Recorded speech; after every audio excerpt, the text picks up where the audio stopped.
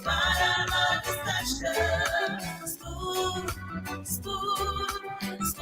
television.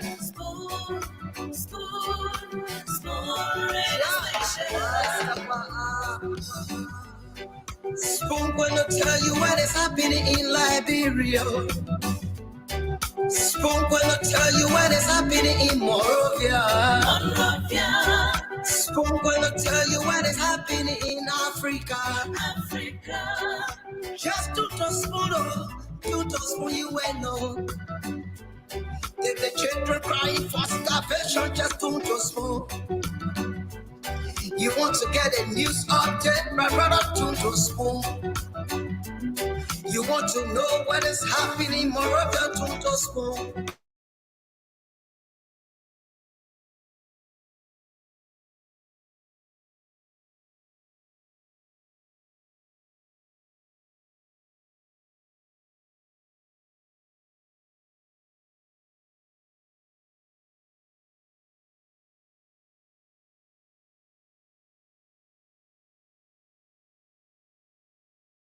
To spoon. Yeah, to spoon. If you eat get pound, crunchy like my brother.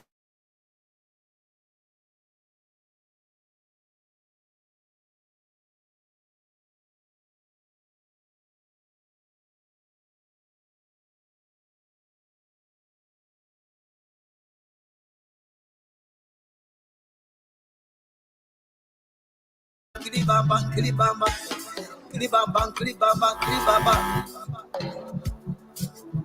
What I want? This one you back today. School TV. This one you back today. School TV. Spoon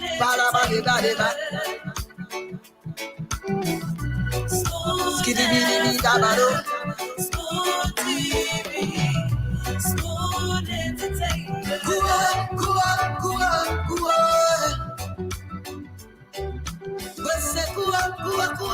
to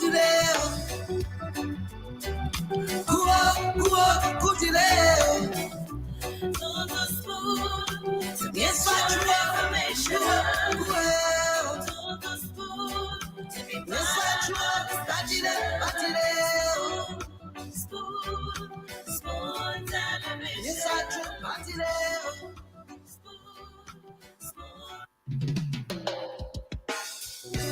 Yes, sir. The special one from the CEO, stand home with the spoon. And your boy, Friday the Southern Band. Charges on the beat. To the spoon to get your information.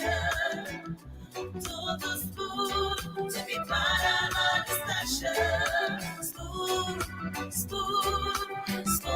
television. Spoon radio station. Spoon gonna tell you what is happening in Liberia. Spoon gonna tell you what is happening in Monrovia. Spoon gonna tell you what is happening in Africa. Just to spoon, you will know. If the children crying for starvation, just to spoon. You want to get a news update, my brother, to spoon. You want to know what is happening, moreover, to spoon. Politicians want to make their decision, just to spoon. You want to know what happening in the ministry, to spoon. Yeah, to spoon. Yeah, to spoon. You from Vonjama, Maryland, to spoon. Yeah, to spoon. If you eat kepa, crunchy like my brother, to spoon. You got a spoon TV, you got a spoon radio, to spoon. Yeah, to spoon.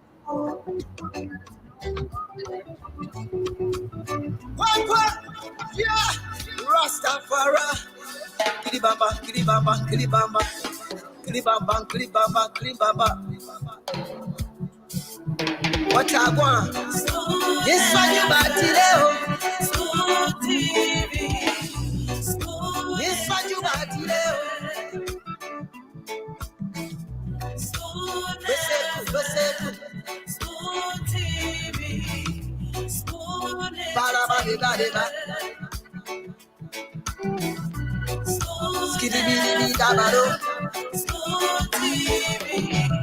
School entertainment.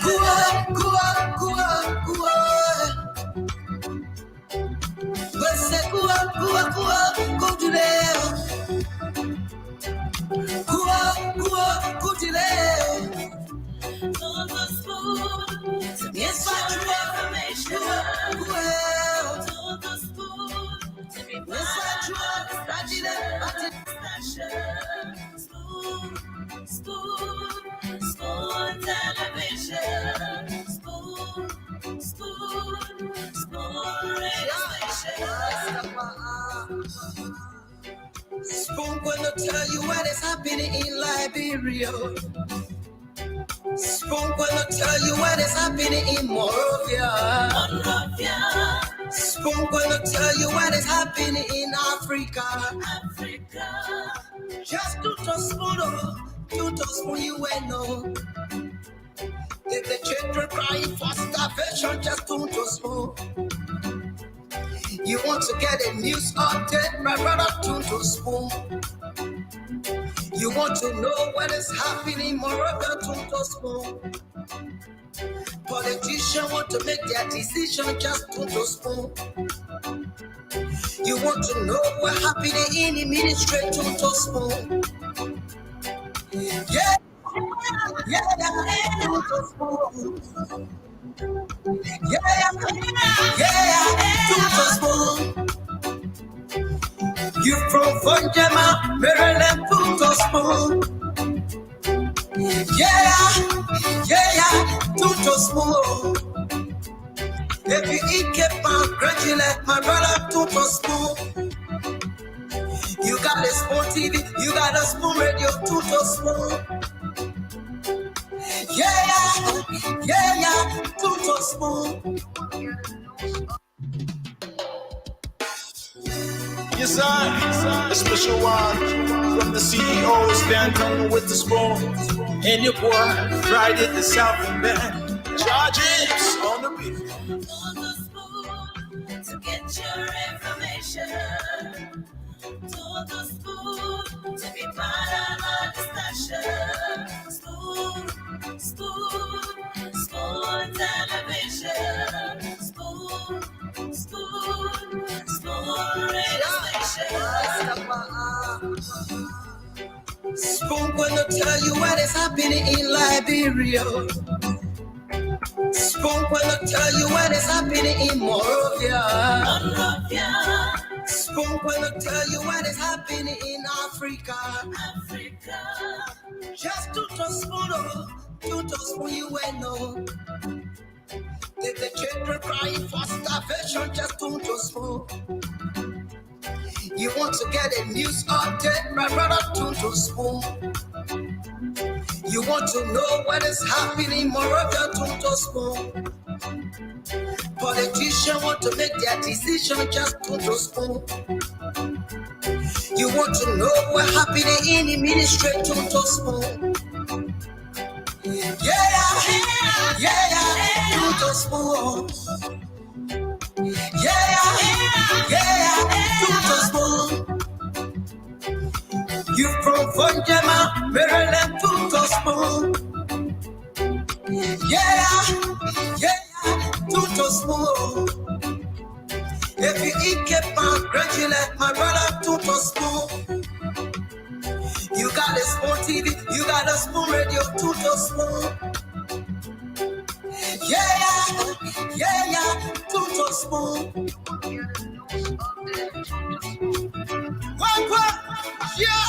Rastafari.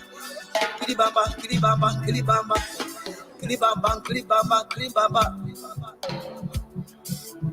What I want? This one you bad today. School TV.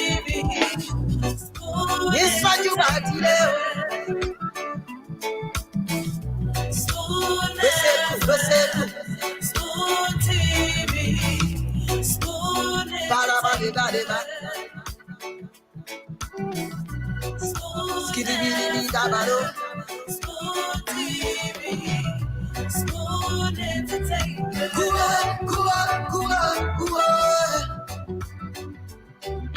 Bese kua, kua, kua, kujile. Kua, kua, kujile. To the school to get Yes, your I information. kua. Yes, I, a special one from the CEO, stand coming with the spoon. And your boy, Friday the South Band. Charges on the beat. To the school to get your information. To the school to be part of our discussion. School, school television. School radio station. Spoon gonna tell you what is happening. Today is another beautiful day, an awesome one indeed. Tell you what is happening. And your favorite program, Spoon Talk, is back on the radio. What a pleasant way to welcome all of you from across the world to Liberia's number one nighttime program, Spoon Talk. Of course, the program is here live on Spoon 107.5 FM, Fabric 101.1 FM. We're coming live to you by means of Super TV Live on Facebook as well, on YouTube, Spoon Talk Live, and via several other mediums. I'd like to say welcome to all of you across Liberia. Tonight promises to be another great one. My name is Nelson Colette. I have Dr. Richardson is already here, and of course, James Goodday Flomo has joined us as well. Let me say good evening to you, James. I know Dr. Richardson is going to come back, but good evening, James. James? Good evening. James, are you there? Good evening. Good Yeah, evening. How hello. you doing? Oh, wow. Uh, Nelson, Yeah, you get hello. it? yeah, I'm not Y'all getting can hear James. me? Not at all. Yeah, yeah. The queue, Let's see if we can our get queue you is from down. here. No. James, are you there? Are Yeah, you? I'm hearing you. You getting me? Oh, wow. I'm not getting you. Oh, I'm not getting you at all. Not at all. Not at all. Are you getting me, Nelson? Okay, so I think I'll have to do No, an I'm getting adjustment you, Dr. here, Richardson. but I'm Okay. not hearing you, James. Yeah, I'm the not queue hearing is Dr. done. Richardson My as queue should well. be done. So let's see if we can do a very quick How you doing, adjustment Doctor? here. Uh, Wow. Busy day. The work of a mom never finish. Wow. You're not on radio at all. Hello, are you there? Are you James, you muted? I can hear you. We hearing Oh, you can hear me? Yes. Wow. Yes, The I queue. can hear you. I'm coming. Okay, so I think we'll do this very quick Call adjustment Rufus. to be I'm back. calling him. No way. Call Rufus. We'll We'll have show to you the do this queue. very quick adjustment.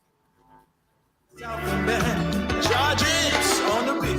To the school to get your information. To the school to be part of our discussion. School. Honorable Doctor, you said what's Yes. happening? You say I saw what happening? No, I'm asking what you said happening. No, I just said the work of a mom just never ends. Okay. I've been cleaning and cooking, getting before the show started. I tried a new menu today. I like Edo soup, but I don't have any Edo, so I use sweet potatoes to make sweet potato soup. It tastes like Edo soup better. And I don't like red potatoes. I like the real potato, like the white one, when you peel it white inside. So I made sweet potato soup. It's kind of dreary out here, cold, so it was perfect for the weather. What's going on with you, James? Well, I'm doing good. God manning me. And my team are supporting in the ongoing World Cup. They are playing leading 2-1 Argentina, but the game is at a very critical stage that only God can save us now because we were leading 2 and the guys just scored. So we just hanging on for. I hope CEO not watching again. Now he running late though. He coming on. He will soon be coming. Yeah. So all of you been watching football game. I heard that the United States lost. Yeah. They are out. Mm-hmm. I got my news about football on Facebook, so Okay.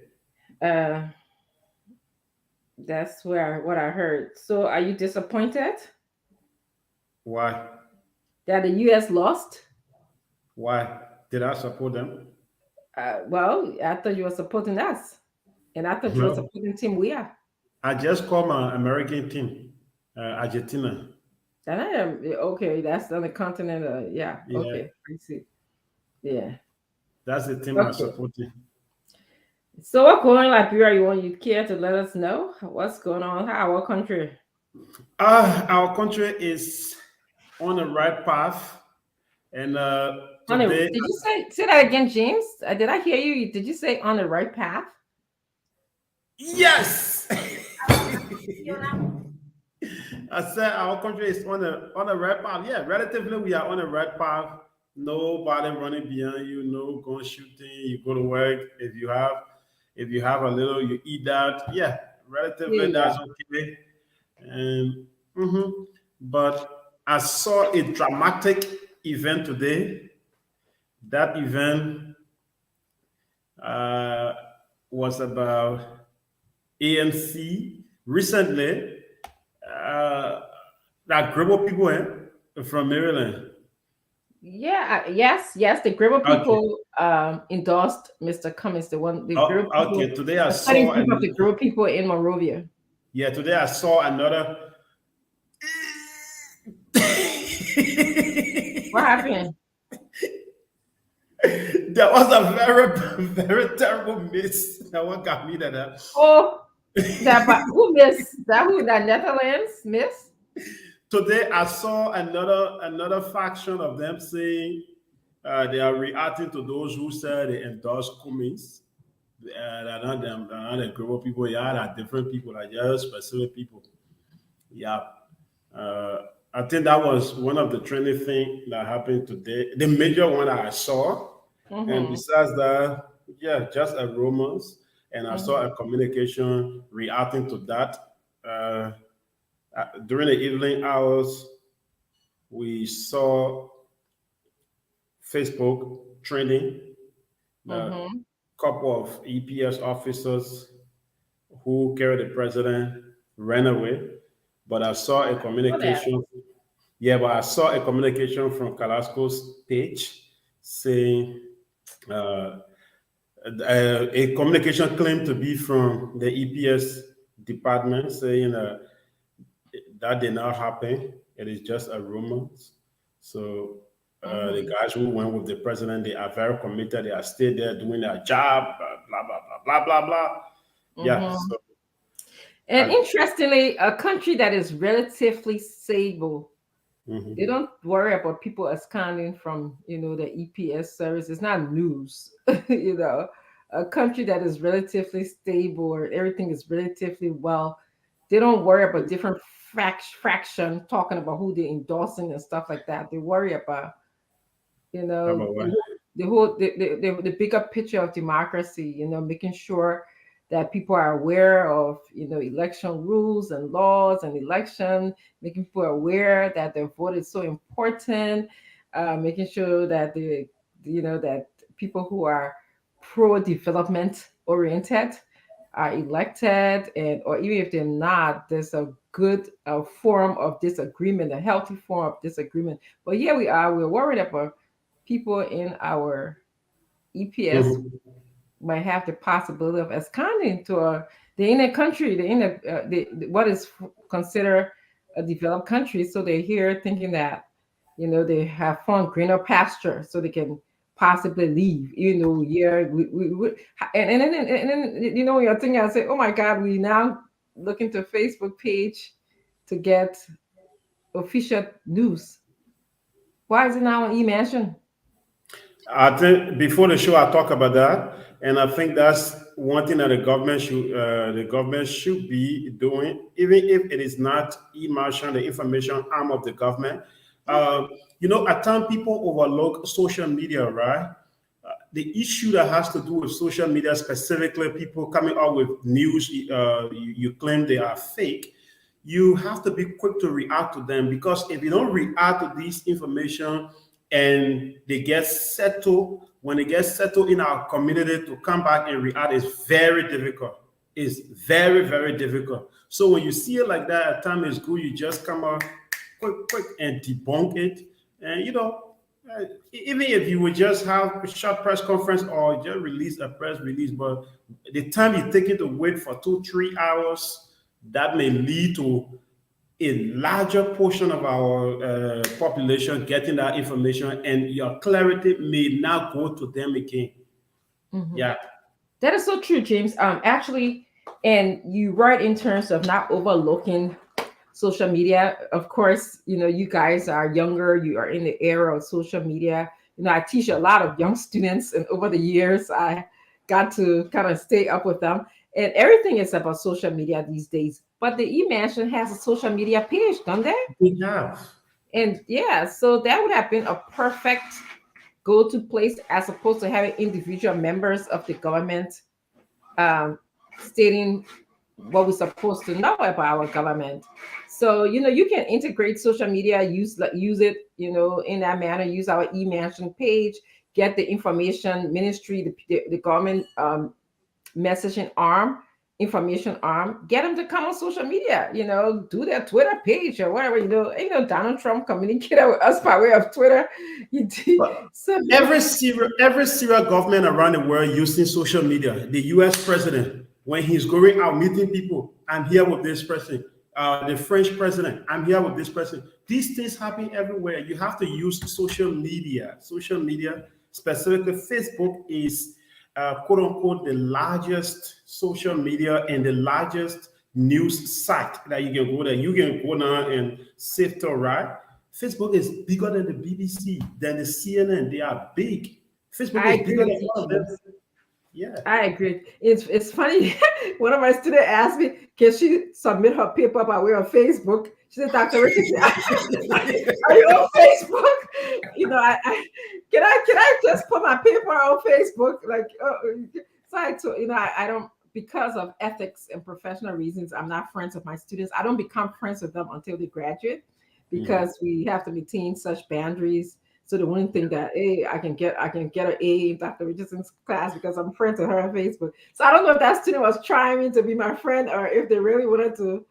Yeah, they're trying to play on you to get it. Yeah, the radio will soon be coming on. Yeah. So maybe they're trying to, because once you befriend the person on Facebook, then you can talk on Messenger. Okay. Yeah, you can talk on Messenger. And then so they were trying to send a paper by messenger. I don't know that. I thought that was funny. But let's just welcome all of our guests. We love having you here today, watching Fabric Spoon TV. It's just a pleasure having you just kind of interact with us by way of commenting. We don't take it for granted that you could have been doing a lot of other things like I was doing today before I got here, cooking and cleaning. Many of you who are women, I'm sure you understand that today is Saturday, we should be resting, but hey, you get up, you got to do what you got to do, and then of course be here to provide information to Liberians. So I want to welcome the names that I'm seeing here. Love Flowers, I'd like to welcome you. Stephen O. Johnson, I'd like to welcome you to Spoon Talk. Christian C. Wea is here. He said the radio broadcast is not on. Is that on now? We on now. Okay. Yeah. So Christian, we are on now. Thank you for letting us know.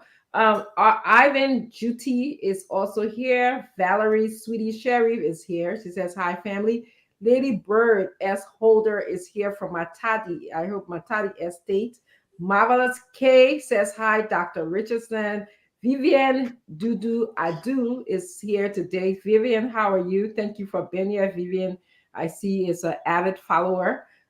Prince James, you get heart attack. Just keep shaking your head.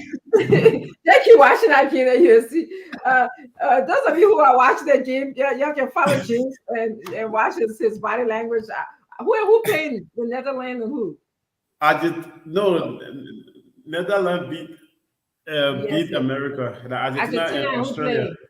Australia? Yeah. Oh, okay. So y'all know that who playing that that Argentina and Australia playing. So you watch James body language, I will tell who winning and who losing. So love, we talked to say hi to Jan Emmet The game finished. that who won. Argentina won. We go to quarterfinals. Hey James, your team won. I hope you didn't I hope you didn't I hope nobody bet you. Nelson, I hope you didn't bet James. Otherwise, you have to pay this some money. The man winning a bet, so he's No, very excited. no, I can't bet. Yeah. Oh, you That's know, good. okay, that's great. Yeah. Nelson, now that you're on, is there any update you have for us before I go back to introduce welcoming our people? Yeah, Dr. Richardson, the usual political thing. Um, you know, we have a culture, we have a party in Liberia wherein if you eat anything, you didn't eat rice. At the end of the day, they ask you, you say no, I eat it. So yeah, so there has been mixed reactions on the latest report, or let's say the pronouncement from the government with respect to the adjustment in the price of rice. So yeah, that's That's one thing. interesting. Yeah, I am craving to eat potatoes today, and it wouldn't matter if I eat rice or not. Actually, I just want sweet potato soup. That's really interesting. Very interesting. Stanton, welcome. I turn the Good show over. morning, good morning, good morning, Dr. Richardson. How you doing? Good morning, I'm Nelson good. Collette. Good morning, good day. How you guys doing? Yeah, gold Yeah, money. good morning, everybody. What was the score? What's the result? America and Netherlands. Hold on. Let me turn the TV off. I wasn't watching the game though. Just I was just spying. Hold on.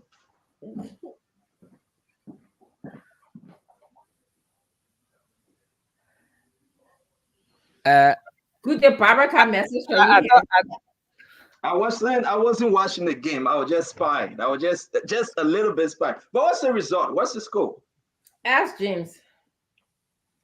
Can somebody give me the score? No, I'm not James. I don't want it from you. Let me get it from the audience. What's the result? America and Netherlands. What's the result? Avin Juti. What's the result? Aaron Chate. Lay Vakaba. But they played 2 Diomandi. games today. Which one you want? No. I'm just interested. Listen, Argentina are going to win, and I know they won 2-1. That's the result. It was a rough game. Argentina beat Australia. That's why you see I'm coming on the show. But that Barbara Cooper, you didn't watch the game, man. It wasn't 3-0. Come on, Barbara, move ahead with your misinformation. Barbara, hello. How you Yeah. doing? Please call me What back. was the result? The result that Netherlands and the United States. So something is happening. Everybody got to give a big and clap. Joe Manuel, we are not going back to the World Cup. He's going home. President knew you Williams were is coming with going something. home. Oh my God. Oh my God. Listen, guys. It hurt my feeling to see that America went down. They play a beautiful game, though. We all can say this. Kefiko, Kev, what's going on? What happened with USA, man? Coach, wrong formation. No, Kev, don't say it. Let me say this. Uh-huh. 2 things happen, right? And maybe you guys need to correct me. One, Tim, we had never received the ball a lot. One, they didn't give him the ball a lot. 2, I will also say it was better. What's the guy that scored the only goal for America? His name, the black guy, number 11. Haji. Haji? He's a Liberian. No, not he's not a Liberian. The guy that scored a goal today, he's not a Liberian. He's a Liberian. Haji, right? His parents from Liberia. Oh, sorry. Yeah, Yeah, he's sorry. from Liberia, mother Ghanaian. He's a Liberian Ghanaian born. So Haji, right? So Yeah. I think why they couldn't put both of them in the game? You cannot. Why? You know about soccer? Tell me. Because both of them play the same way. No. And Haji is a number 9, right? Okay. But when you're playing against a seasoned team like Netherlands, you have to keep it tight. But what the coach did, the coach he take out a midfielder he used a 3 midfielder, while Netherlands used 4 midfielder. So they sent somebody up front. But you confuse me. I don't know about soccer, you confuse you. I'll keep it simple. I'm asking my question. Why couldn't they keep Tim we are in the game and Haji in the game? Because what he did that. The only thing is a different name. He used a number 9 called Ferreira. Okay. Number 9. He didn't put Haji in there. So he left a vacuum. Oh. So if you anybody listen to the commentary, you will hear the saying, losing the runner. So that's my first thing. So, Cap, then the second thing is that you observe the first goal or whatever the case may be, team we are, right? That first attempt. Yeah. Right? And the second strike for team we are, a powerful strike. Man, I saw that thing coming. I said, wow. But that was it.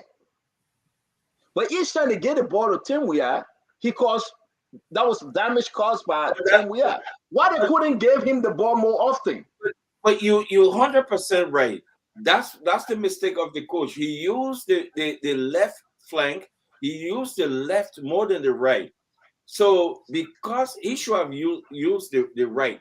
Because number one, the fullback who are playing right, he called Danny Blinks. He's a 32-year-old. So he's slow. He should have used Tim Weah, who is fast, and the fullback who is fast to double team him and use that wing. But they used Christian Pulisic and Christian Pulisic was done. I mean, if he got the ball, they kicking him, he falling.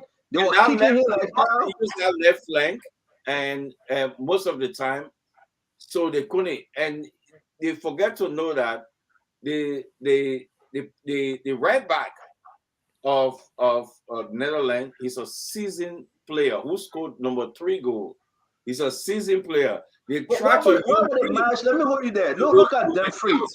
Kev, look at Dumfries. I think Dumfries played for Barca. Imagine Dumfries, what his name is. The man just walking over the person that trying to even guard him. He was too big, too strong. The coach didn't see that, the comparison in size and the maturity of the game. Because America used 3 in the midfield and Netherlands used 4 in the midfield. So they dominated the midfield. Although the U.S. midfield and that ball who sprayed here, McLean or something, he played for Juventus. He's a good midfielder, but he was injured before coming to the World Cup. It's not 100%. Let's bring in Fagon. What I mean, I know we're bringing Louis Brown today. I know we're going to talk about politics, but let's talk about U.S. now. They are out 3-1. The Dutch knocked them out. The Dutch said we are better than you guys, and all the Dutch players, they are senior player, man. They are grown. But the first game, I will say to you, Fagon, that was pure Tao. One time touching Tao. If anybody know what Tao is from Tusafi, you know what I'm talking about. One time touch, Tao. Maybe the guy didn't even hold the ball the first game. I was on the phone with James. I said, James, I'm saying go. I said, James, I'm saying go. From their own defense, they got it Tao one time, pop. The next thing I will go from the right corner. Fagon, what was the mistake from USA today? Now they are out. The first mistake was the mindset of the players. They went to the game with this mentality that, hey, we are the underdogs, so we're going to try to fight. But they maintained the mindset. The first 10 minutes of the game, the U.S. put the Dutch boys under pressure, serious pressure, that almost resulted in a goal. When you have the opportunity to score on an opponent that you feel is bigger and mightier than you, take advantage of your time. The second thing that happened was that we learned of football back in the 70s and 80s. You call it Tao, but that was after Samba, the Brazilian Samba. Pass. US took 45 minutes. Did they give you the stats? They passed more ball than any country have ever done in the whole World Cup. The best way to defend is to attack your opponent, which places your opponent on the defense. You pass the ball whole day. the objective of the game, if you read FIFA book, is to place the ball in the back of your opponent net. Because at the end of the day, they won't say who passed. They will say who scored or who won. That's why Brazil no longer play that funny football again. Because people are marking men now. The third mistake they made, and I don't care what anybody says, how are you going to play football with one man on the left flank called Pulisic must play all the ball the way he wants to play it? I can tell you, go back, watch that game again. Tim Weah's spirit died in him. He started refusing to even come down. Tim Weah didn't play like when his parents were on the field, though. Let's talk about that as well. It's not because mommy and daddy wasn't on at the game. Yeah, mommy and daddy. Mom, she's not here. Yeah, Kev, to tell you the truth, Kev, we watched the 3 games. Tim Weah didn't play like daddy is watching, like mommy is watching. Yeah, because I think he daddy was out of spirit today, though. Daddy saw Tim Weah every day and gave Tim Weah pep talk before he played. And say what you want about George Weah, but if he was there today, he would have told his son, you're going on that field is do or die. Put your best. Do your best. Football sometimes is psychological. Don't listen to what policy or watch policy do. Do you. When Tim Weah realized he wasn't getting the ball, he got frustrated. He wasn't coming down.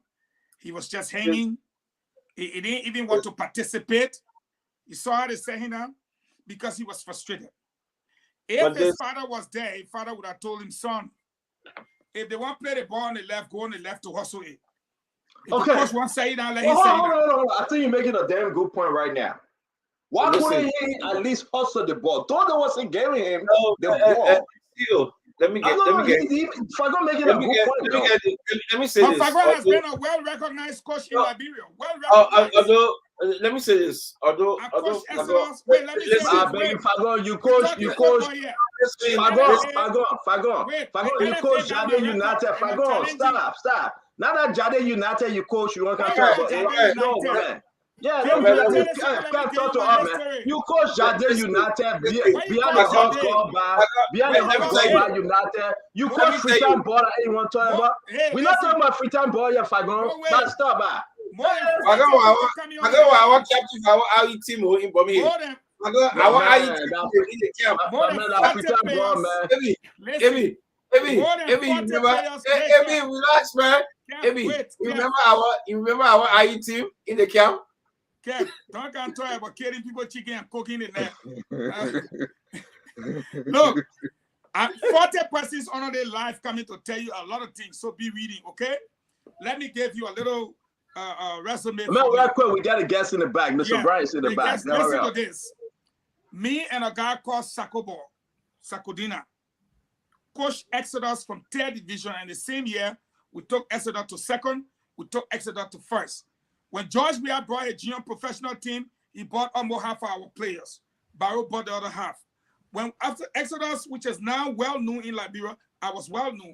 When we went to Camp Buduburam, Tamabomo, whoever, all of them would tell you my team Budupro was the champion team that I was coaching. And guess what happened? I will tell you 2 things.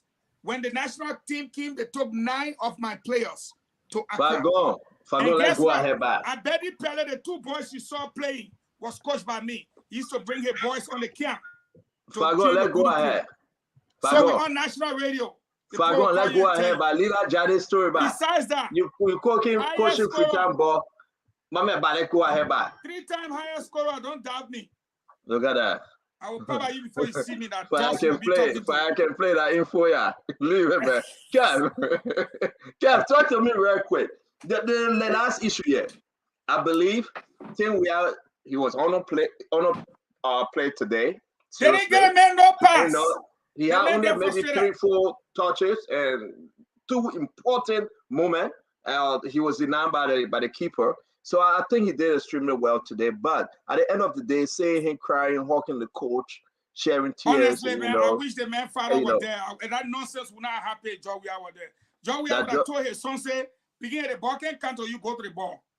The thing is, the game is about listening to the coach instruction. That's what the game is about. Joe can tell Tim to do certain things, but there's a game. There's a game play. So when a The coach play, yeah, tells yeah. when the coach tells you the formation what to do, You number have to one, do it. the formation is, they had a three-man midfield versus a four-man midfield from the Netherlands. So what happened is they dominated the midfield, and one of the midfielder that played for Juventus were not 100%. They dominated that. What that mean? That means that you cannot get a ball to the forward. But But anytime they got ball, they went to the left. When you go to the left, you isolate Tim Weah. So I think it was an error. The formation from the beginning, I get you right, but let's bring in Mr. Brown. But I will say this on this note. Let me end with this. America went with the mindset to play soccer. The people out there were playing football. America need to get all of this mindset. That is football. That is not soccer. When you ask them soccer. You're right, CEO. You're right. No. They were playing by the book instead of going there and saying. And I heard that Louis Brown was a striker. So let me bring Louis Brown to help us give a 30 seconds analysis of the game. But I think when America can get out of the mind that this game, don't call it soccer, call it football, they will win game. You always go out there to say we're going to play soccer. If you go in Europe, you go outside of America, that's football. Don't be intelligent about this thing. You play among African and European that live on this thing. They were going against a well-trained coach called Van Gaal. He saw the openings. He used the openings against a well-trained coach called Let's welcome. Let's welcome. I heard that Louis Brown was playing for what? Barrow one of this team, and he was a striker that he got hurt on the play, and since then he ran away. Let's welcome the other bro. You always hear this story about Louis Brown, welcome to the show. No, that for St. Patrick he played for. St. Patrick, welcome to the show, man. Good to see you. Thank you. I hope all of you are doing well. Spirited discussion about the game. Unfortunately, I did not watch it, so I'm getting all the information from you and Coach Fagon. Coach Fagon, how did you call you? Casaprico, the highest goal scorer in Ghana. Check that record. The man was coaching. You haven't heard about what it called? Jade. All the people that are supporting the rally, you didn't put money in there. My man, leader, when we come to that conversation, let's talk to the football first. No, but my niece right. Have you heard about Fritan Ball Jade team? That Fagon team he coached. Jade mean behind the horse. Behind the horse, the Fritan Ball, picking it, they're kicking it right. Somebody, you're telling me about my football career. But it's good to have you. Let's talk about the national issue in the country. As always, this is a family program. We invite everyone. So today will be one of the best show ever when we're talking about the rally that is scheduled for December 17th. We will give you the time. Quiet Saturday over here. It's raining. Kev in his sweater, Fagon in his blazer. I'm in my long sleeve. It's kind of cold, Louis Brown. I don't know how it is in Liberia, man. Dr. Richardson just told us that she cooked potato soup with hot pepper because it's cold. So we're just keeping it quiet. Make our day. Let's have fun. Welcome again to the Spoon Talk. Thank you, and thanks for having me. Thanks to your guests. By the way, Eugene, now with your constructive notice, we should include you on the Retire Suffering December 17th rally committee. So welcome on board. Because it's one that's open to all Liberians in truth. So, look, nobody needs me to convince them that we are in a difficult place. And for many Liberians, it's only getting worse. I was in a small community not too far from where I live on yesterday, meeting with the residents of that community. And the story is the same, like everywhere else. Let me begin, Stanton, by telling you and those listening to me a story that really broke my heart.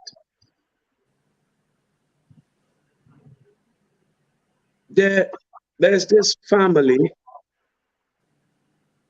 They I don't know if the mother and her husband live together, but the way the husband explained the story to me is that he was out of the home and his 6-year-old son and mother were home. They live in a house on the beach. And for some reason, they left the gate open. So this 6-year-old boy was being visited by his friend. And you know this thing with mothers, at some point she just felt like something was wrong. She felt it in her belly and ran out looking for her son and the friend who were playing out in the yard. And she couldn't find them. She panicked, running along the beach looking for them. And of course, screaming, people there running with her, wailing, looking for the two boys. And apparently the water washed them back ashore. And they were lying there gasping for air. And she took them and ran off to a hospital. Got there, of course, confused, barely dressed. I mean, she just ran. When took them, the neighbors helped her, ran to the hospital. And then the hospital, started going through the formality rather than rushing them straight into the emergency.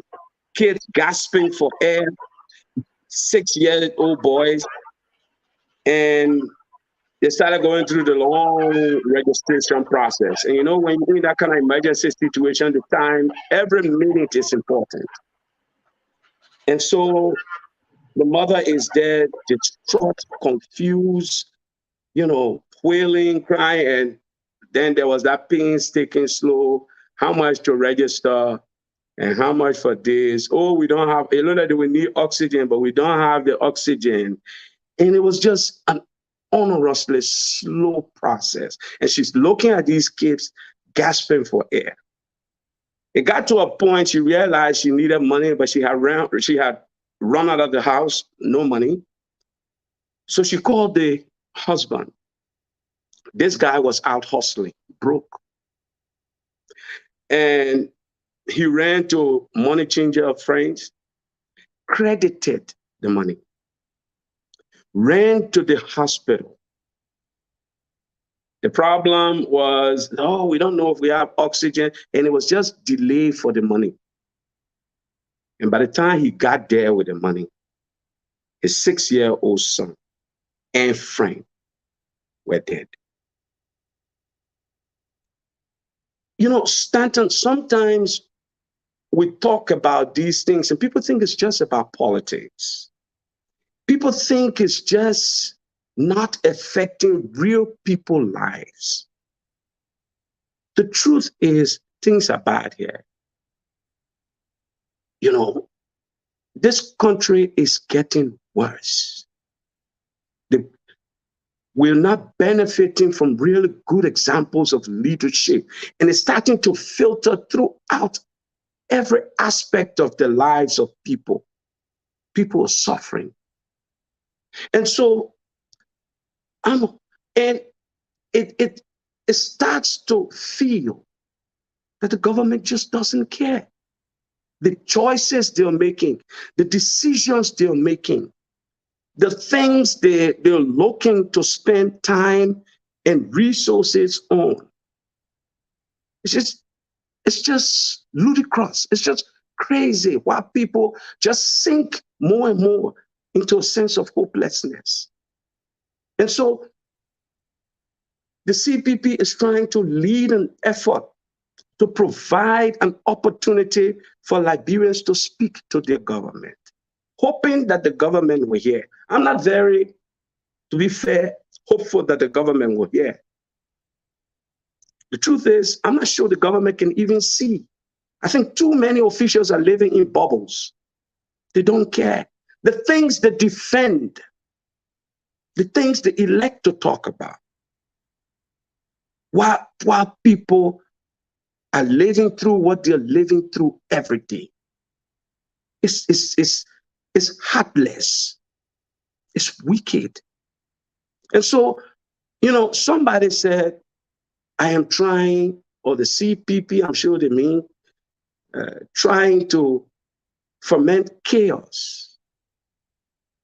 But I will argue with them that when people are living through what they're living through, when people are under this strain, pain, and pressure, and you don't give them an outlet to express it, then you are actually inviting chaos.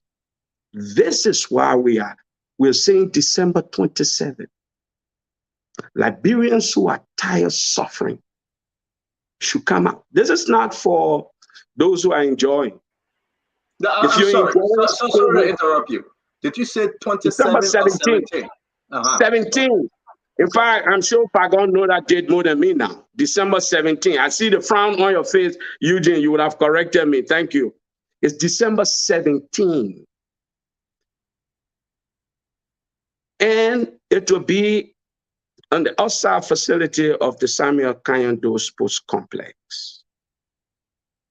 We are inviting Liberians across party lines, people who are living through the daily anguish just to survive, people who this government will not listen to, cannot see, will not hear. We're giving them a chance to be heard, and we're providing them that opportunity on that day to speak to their government loudly and clearly and hope that the government will respond. On that note, I'm not very hopeful, to be fair. I'm not very hopeful. But we want to provide people an opportunity. When you pump the tire too much and that pressure gets too high, if you don't open that valve to let some of that pressure off, the possibility is that it will explode in your faces. We don't want any explosion in this time. We don't want any problem in this time. We want to uphold our democracy. And so the CPP, under the leadership of Mr. Cummings, is providing Liberians an opportunity to come out, be heard. Liberians from across Monserrate who are tired suffering. Liberians that this government is unresponsive to. We're giving them a chance to say, this is your government. They have a duty to hear. Come out, speak, be heard, express the things you are holding up inside, the things you are living with every day. And we want to be clear. It's going to be a peaceful rally. We expect it to be a peaceful rally. We expect those with the authority to protect people. They will do their jobs honorably because we know many of them are themselves tired of suffering. And those who are threatening, those who have committed themselves irresponsibly, despite their duty, to threaten Liberians who gather peacefully. This will not be the opportunity for you. We want to be extremely clear about two things. Number one, we will gather outside the Samuel Kanyanto's complex. It is a place for the people. We have informed the government. The government has given us, entered into an agreement with us to use those facilities, and we will use those facilities on December 17th. I know Fagon will support it, but he will not be, I don't know if he will be in Monrovia. You're welcome, Fagon. And you will be protected because it is a constitutional right and a democratic guarantee that people can express their grievances in democracies, and they will do so on that day, and they will do so freely without fear. The Honorable Louis Brown, some call him LB. We want to say thank you. A very unique intro. We're going to get into the question and answer.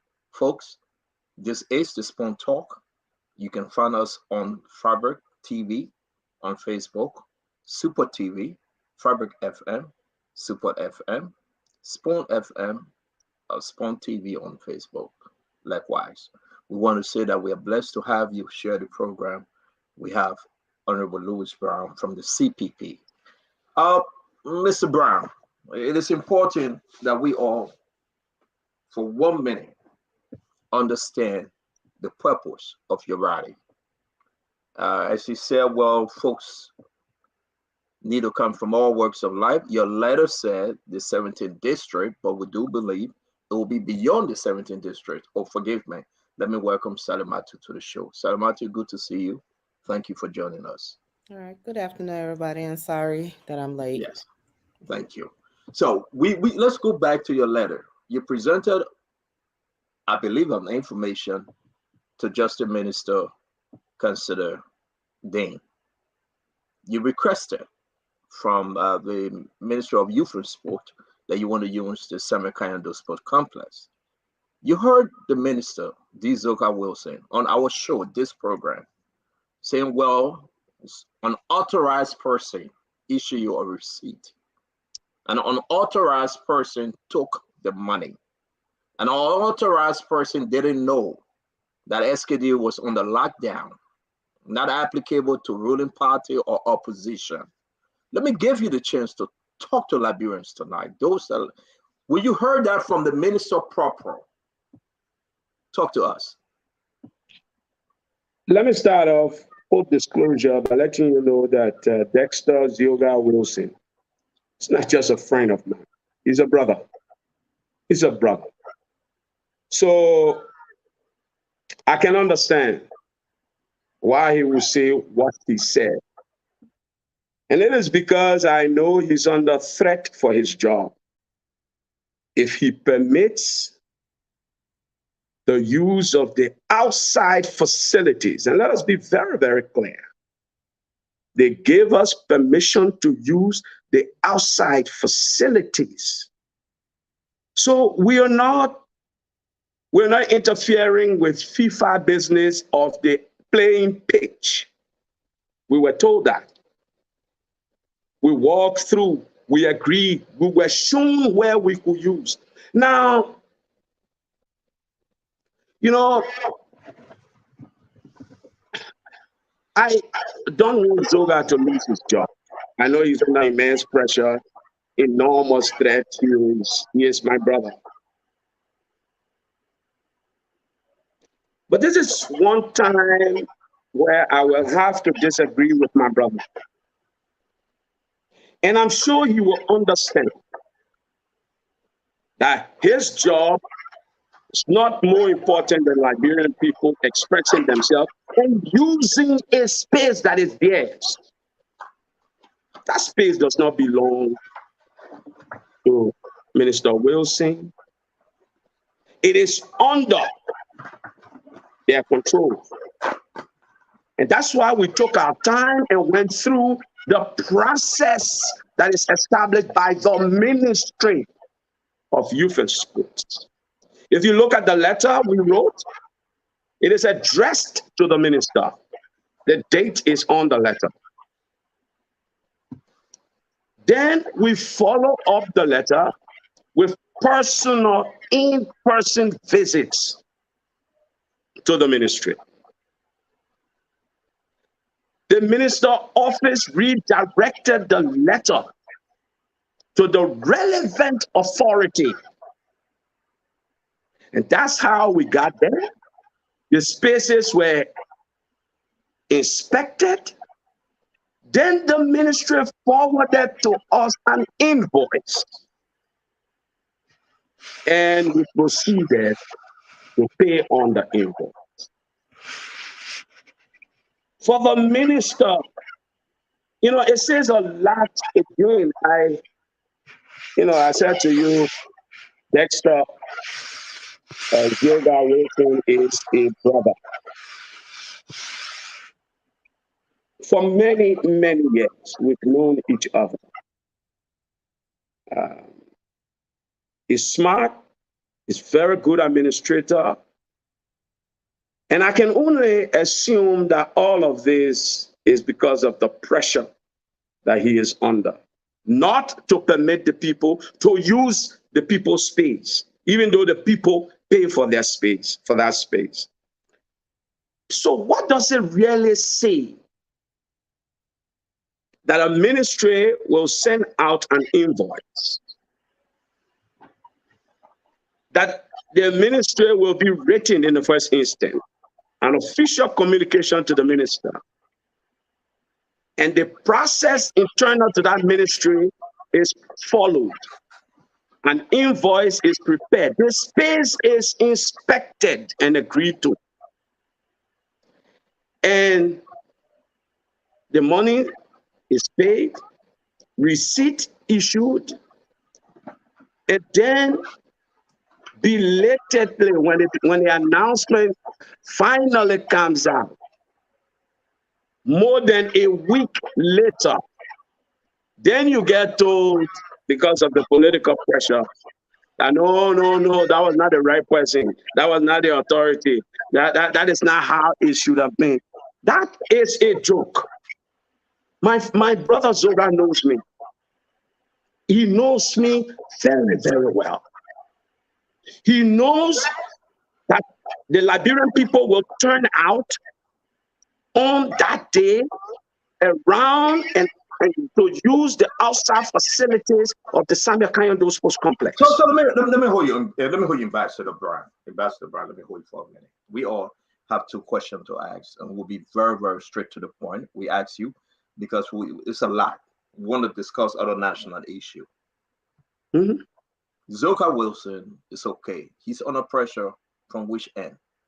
Under pressure, why? I want you to talk from his appointing authority. The only person who can put him under pressure is his appointing authority. The president does not want. We are losing you, sir. The president. Can you hear me now? Yeah, it's good. President Weah does not want the Liberian people to gather to speak to them. They don't want that. They're scared. They know what they have done. They know how poorly they have performed. They know what, well, I hope they know what Liberians are feeling every day, but I suspect that they don't. If they were doing good, they won't be threatening my brother Zoga's job. Because Liberian people want to assemble in Liberian people's space. You have nothing. Who threatened Zoga's? No, sir. Who threatened his job?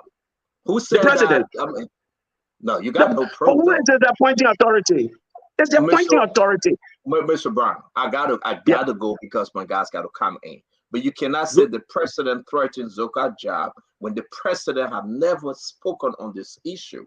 Where are you getting your story from that the president threatened Zoka's job? Mr. Witherspoon. Yes, Mr. Witherspoon. Yes, sir.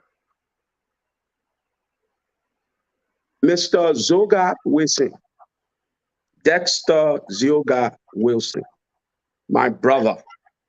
I give you full disclosure. He is my brother. He is the Minister of Youth and Sports.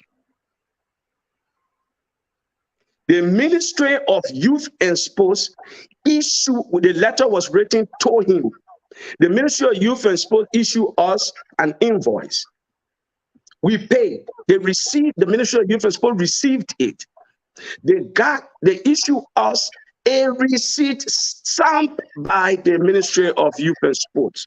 The relevant authority to receive the money, to issue the invoice, receive the money, and issue the receipt. And after the formal announcement is made, the minister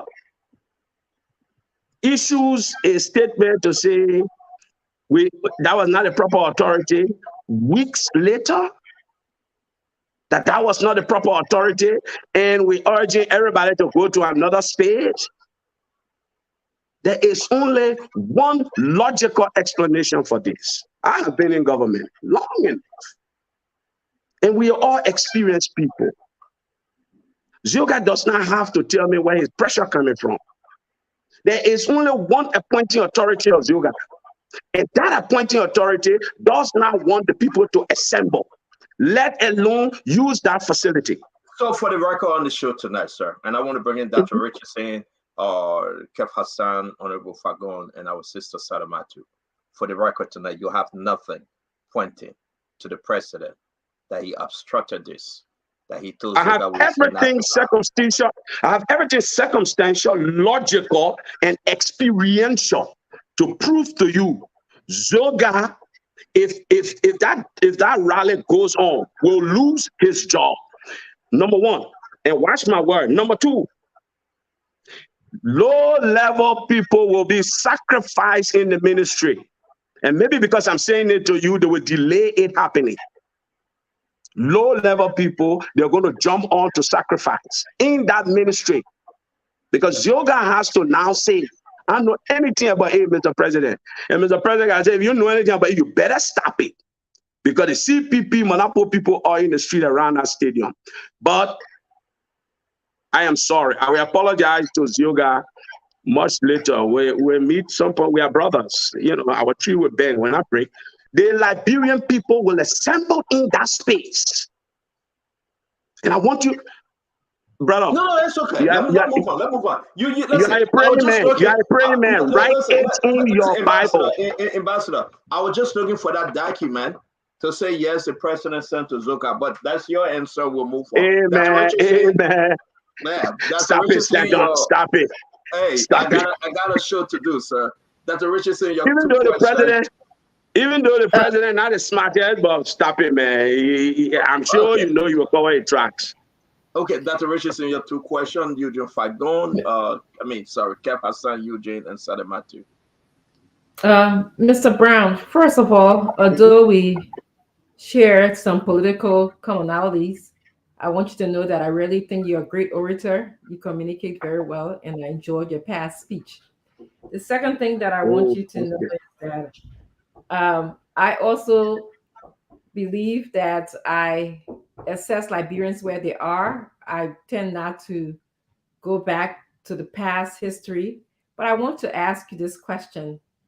A lot of Liberians might say that you're the wrong person to deliver this I'm tired, suffering message because of your participation or experience in previous governments, and you know that I'm not going to name them here. How would you respond to those Liberians? I just want you to just have an opportunity to talk to those Liberians. First, let me thank you for your kind words. So, you know, and maybe this is why we are where we are. The old people used to say, wisdom is learning to plot new maps on old ones.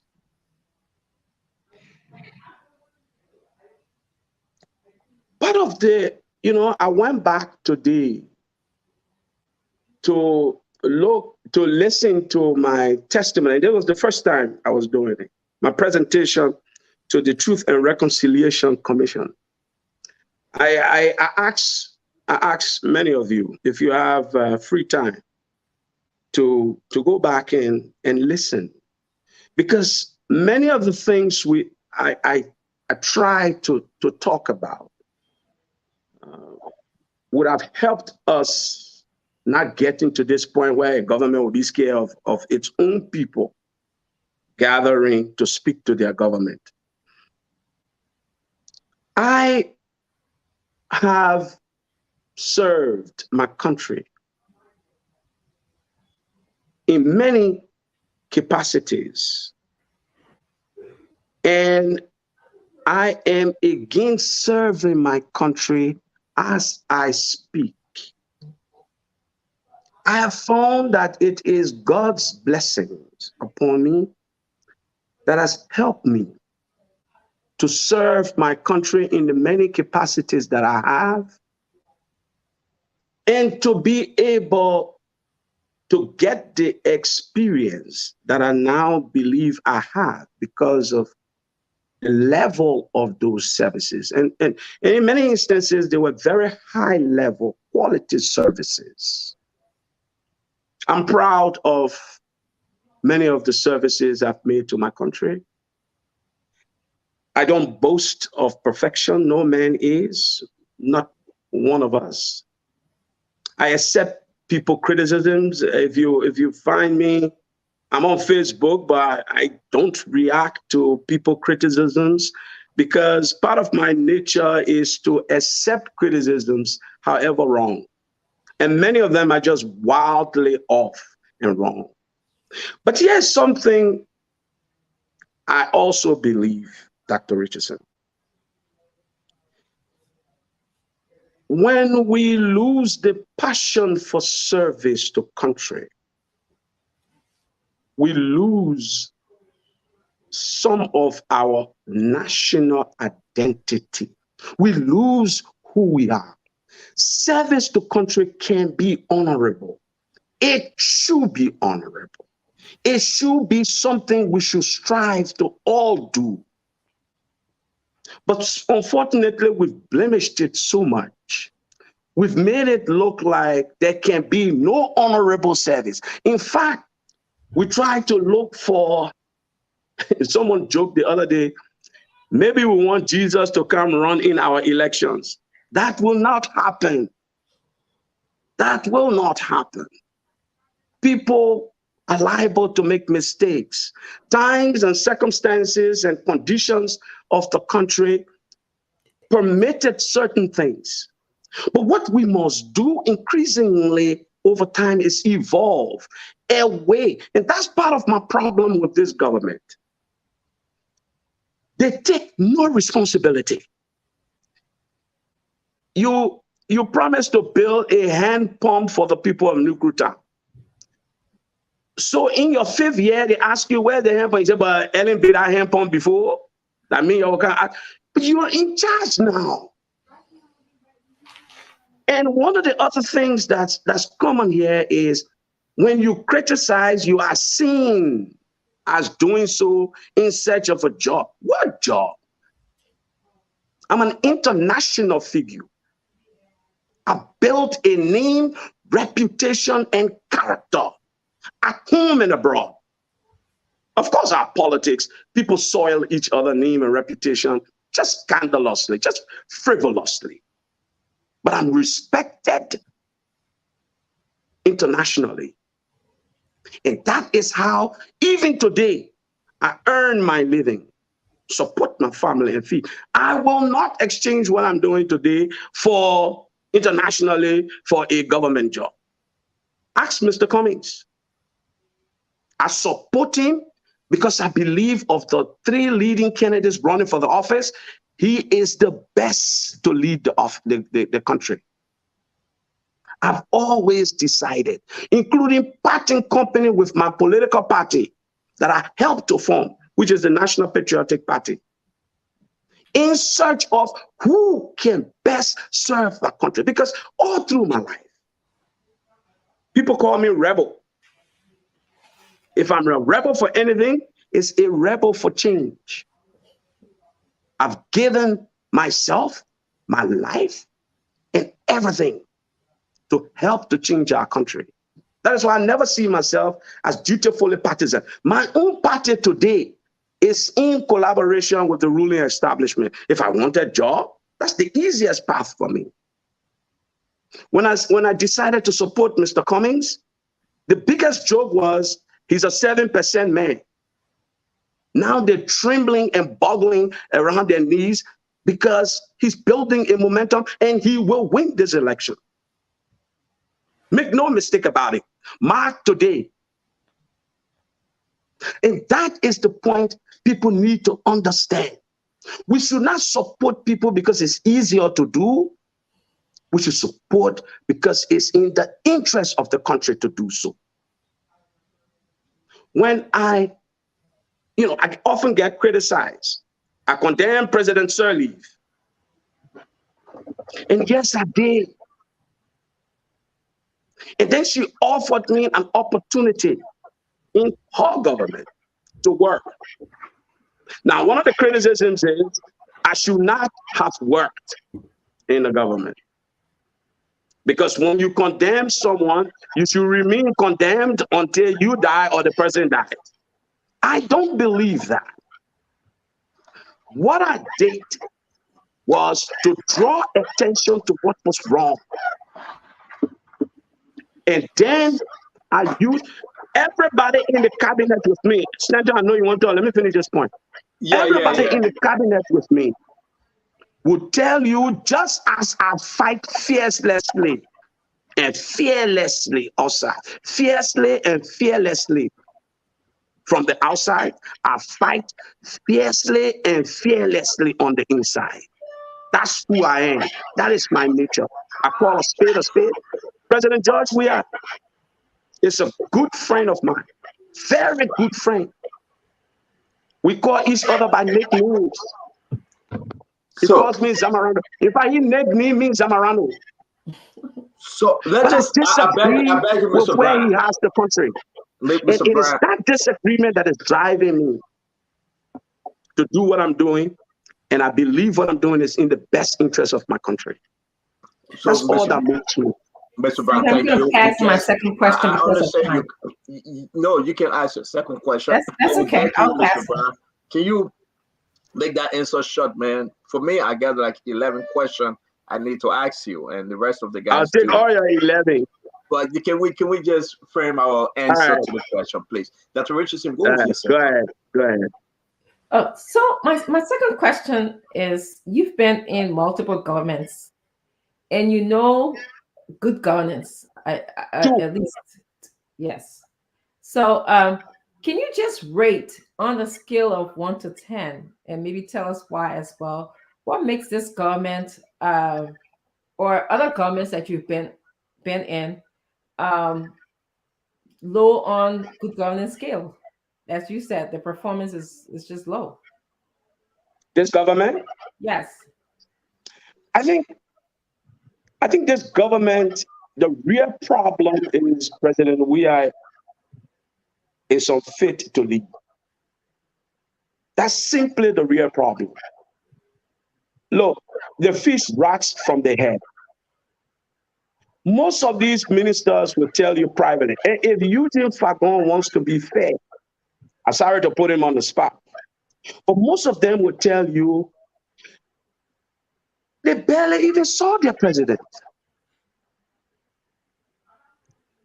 I mean, there are ministers who will tell you today, Dr. Francine, that they can't even see the president. He simply doesn't have it. He was never a leader. He will never be a leader. And the business of president is a business of leadership. That's the challenge in our country today.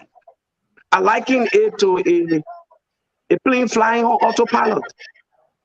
And the bad thing is, all of the mechanical devices are malfunctioning. Ministers need guidance. They need good examples. You know, you hear Eugene. That means supposed to tell you. You hear Eugene say that means supposed to tell you this is wrong. Look, there are cabinet ministers in there who know better. When you speak to them privately, they will confess to you that too many things are wrong. The greatest of them, if you peel that onion skin, is that the bossman doesn't know what he's doing. He has no interest in knowing, in leading, because that makes him uncomfortable. I tell you, President Weah is at his best moment when he's out of the country.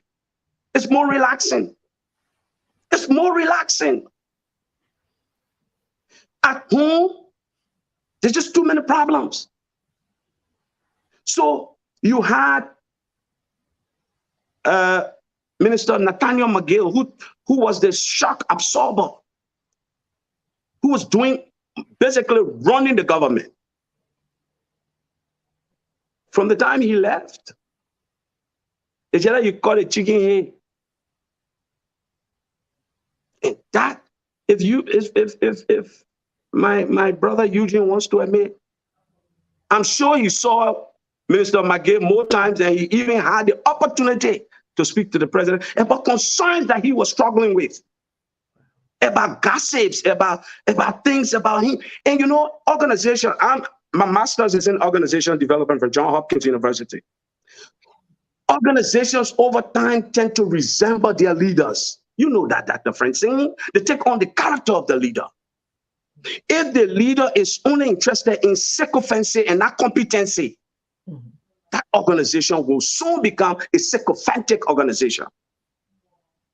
If the leader is interested only in gossips, not substantive issues, in who girlfriend down there, that's what the organization will soon come to become. And that is the problem with the Liberian government today. I can almost bet you send a folder to President Weah. I don't think he has the aptitude or the temperament to sit to a desk and read it, to make decisions for the country. He likely will send it to somebody else. That's the challenge we have in our country today. And he is at his best moment at the World Cup. This is the challenge. We are rudderless. We are leaderless. Our country is in trouble. The character of leadership we have is one that is failed. It's one that lacks substance. It's one that has no depth. It's one that is just about the fluff of the office, the convoy, the power to appoint, the power to dismiss. Look, and I'm not telling you things that ministers themselves don't convey. Thank you. Talk privately to some of these ministers. They are so frustrated. But, you know, politics being what it is, they will only say it privately. Publicly, they will say he's the best thing that happened since sliced bread. So, Mr. Brian, we're going to be bringing in Kev Hassan. Just to piggyback off that to Richardson last question, rate this government. Between 1 to 10. I've said it many times. Yeah. Say this on the rate? show. Yeah. Fail. 1 to 10? 1 to 10? Yes, sir. 3. Okay.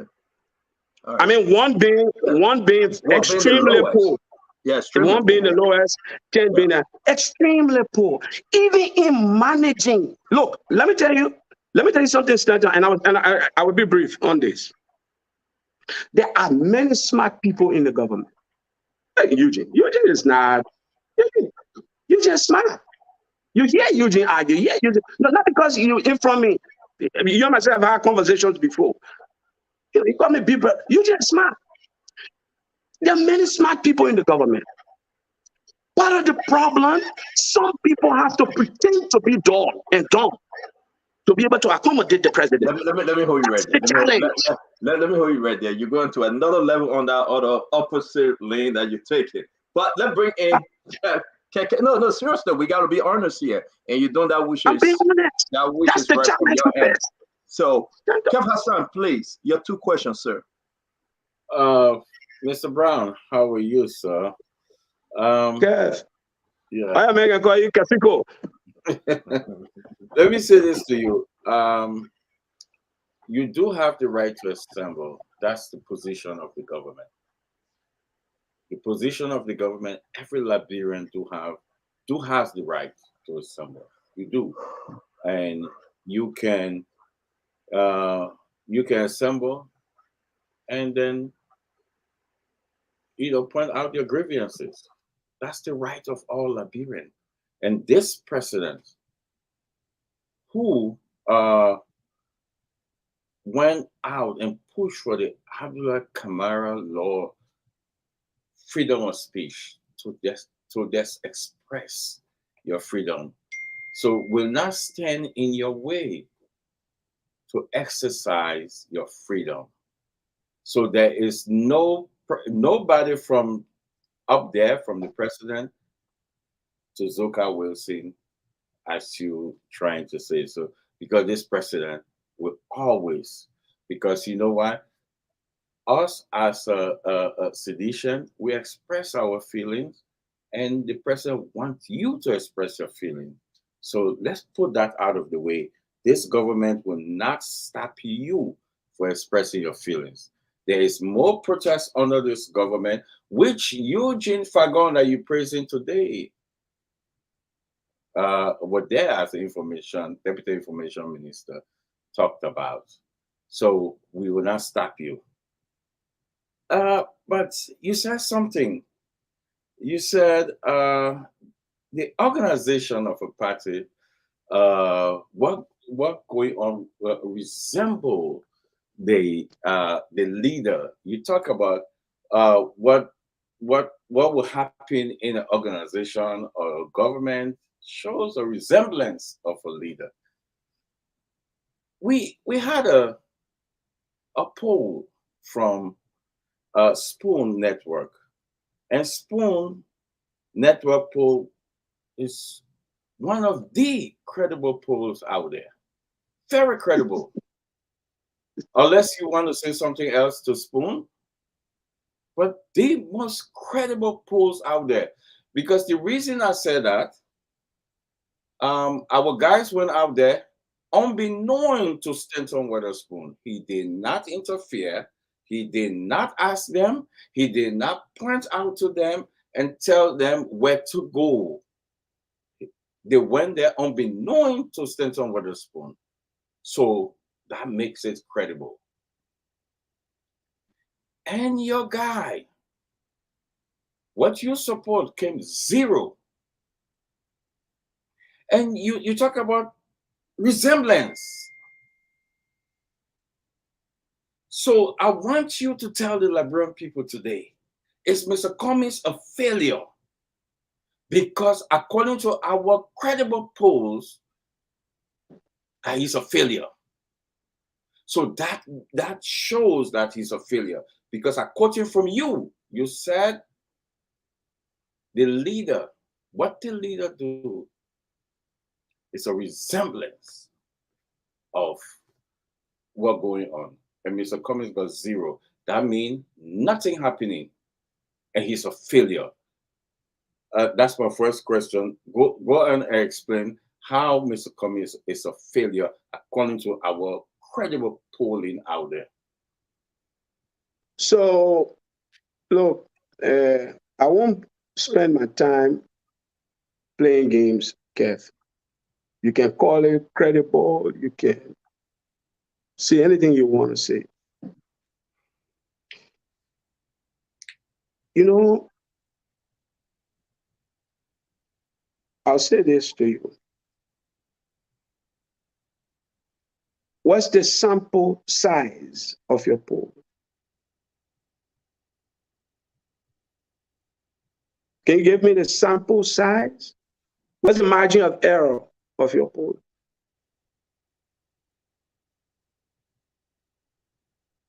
You guys, you really think Liberian people will fall for these games?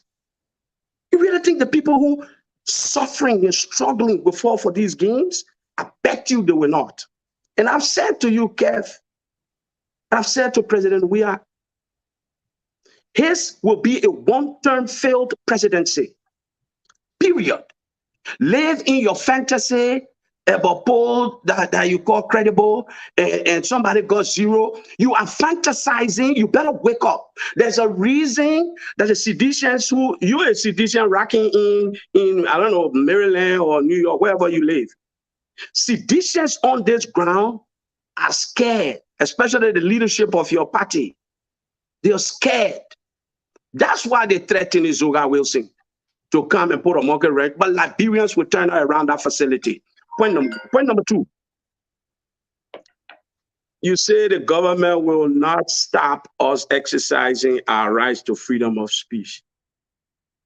Because they cannot. They will not. Liberians fought, and this is not a gift from President Weah to the Liberian people. Speech, freedom of speech, the right to assemble. It's a constitutional guarantee. It's not a gift. In fact, when many were dying for this right, to see this right upheld in our country, President Weah was playing football somewhere. He was balling, he was enjoying. Now, that's not a fault of his. That's not a fault of his. But freedom of speech is not a gift from him. Get that very, very clear. And he will not, neither him, Zioga, Leto Koji, none of them will stop the Liberian people from assembling on December 17th. Only the Liberian people will stop themselves from doing so. No one. And let me be very, very clear. You say, President, you recall on July 26th, thugs were mobilized to go beat up peaceful Liberian protesters. July 26th last year. I don't know what the fate of that little boy is right now. It will never happen here again. I know you are connected to the CDC leadership. Tell them, warn them, it will never, ever happen here again. Never. Point number two. Liberians, you say this government, a lot of freedom. Liberians were assembling between the Capitol building and the Temple of Justice when they were brutalized, manhandled, some arrested and imprisoned. You go tell those people that George Weah can defend it. It will never happen on December 17th. Never, ever again in this country. People didn't die here for nothing. For little children to abuse the rights of people, of Liberians. It will never happen again, Kafiko. Point number three. The right to assemble is a position of the government. It better be the position of the government, because that is a right that this government took an oath to uphold, protect, and defend. And we will ensure that they do so. So we're not asking this government for any special favors. We're demanding the right to be protected. We have informed Councillor Musa Dean. I understand he's the head of he's chairing the cabinet at this point, but also the Minister of Justice and Attorney General of the Republic of Liberia. By the way, full disclosure, a very good friend of mine. And he's also a progressive. He's also demonstrated many times in this country. He also sacrificed for the rights of Liberians to express themselves to the government. So I expect that Councillor Dean will be faithful to that duty in protecting and safeguarding the rights of Liberians to do so. Okay. We've known of people being brutalized and beaten under this regime. Never again, never will that happen here. Yeah. Okay. Okay. Louis Brown. let me ask you this.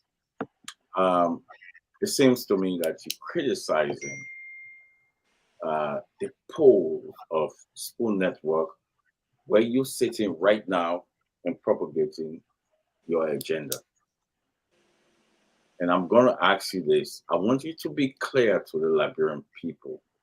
And I want you to be honest to the Liberian people. You're saying that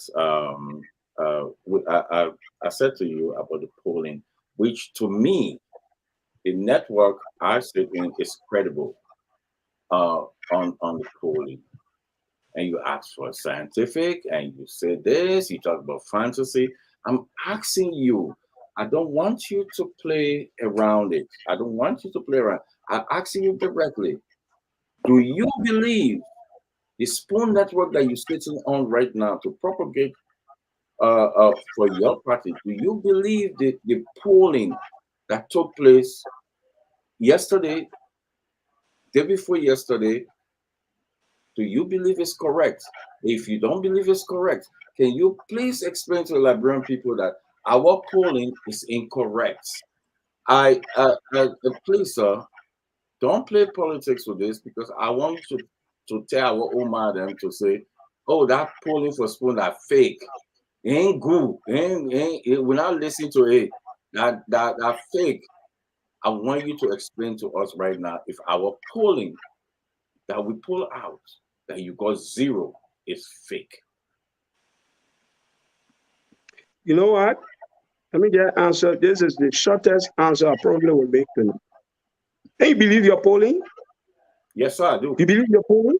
Good. Yes, sir. Good. Continue. I'm asking you. No, wait, nah. You. I do. Yeah. Don't bring it I to don't me. even know your polling results. You really think I'm not busy enough? I don't even know your polling result. I asked you for, you still have not answered me. I asked you for sample size. I asked you for margin of error. I asked you for how many, you think polling that you just go to a place, just tell my girlfriend, who you voting for tomorrow? To you, that's polling? Are you And then you criticizing our sit here polling? with an arrogance of ignorance that say, I am setting my poll is this. What's wrong with you? So And you you asking me to validate your poll? You did your poll, validate your poll. You did your poll, right? You believe your poll. And your poll said, John, we are winning. Celebrate your poll. I'm asking you. You on the Spoon Network. I'm asking you. Yeah. Do you believe our polling? You must have some belief. I don't even know your polling. Do you believe our polling? I don't even know your polling, Kefiko. You really think this is the biggest thing that's happening in this country? Your polling? Spoon Network is 0. Do you believe that? It's 0. Do you believe But you that? yourself don't believe that. Of course, you yourself don't believe that. You sitting down there don't believe that. I do. I do believe our polling because we have credible journalists, credible network. I'm asking you if you believe that because you must believe in the Spoon Network. That's why you're here. Do you believe our polling? No, I'm here because Stanton invited me. Why you got believe in the Spoon Network? Yeah, you don't believe us. So you linking the two? So of course, I don't believe you. Don't link yourself to everybody. But you Spoon now, you Spoon Network. You alone the Spoon Network.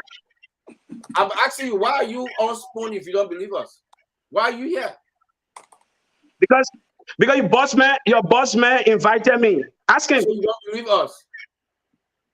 I rest my case. No, I did not say that. You believe us? That's did you do the no? But let me. Okay, so let me. Stanton, take the show. How can you come on a network that you don't believe? What a shame. And CEO, take your show. End of my question. Then everything that he's saying here, it's just a complete. You on our show, you don't believe us? If I was controlling the show, if I was Stanton, Louis Brown would be kicked out of this show.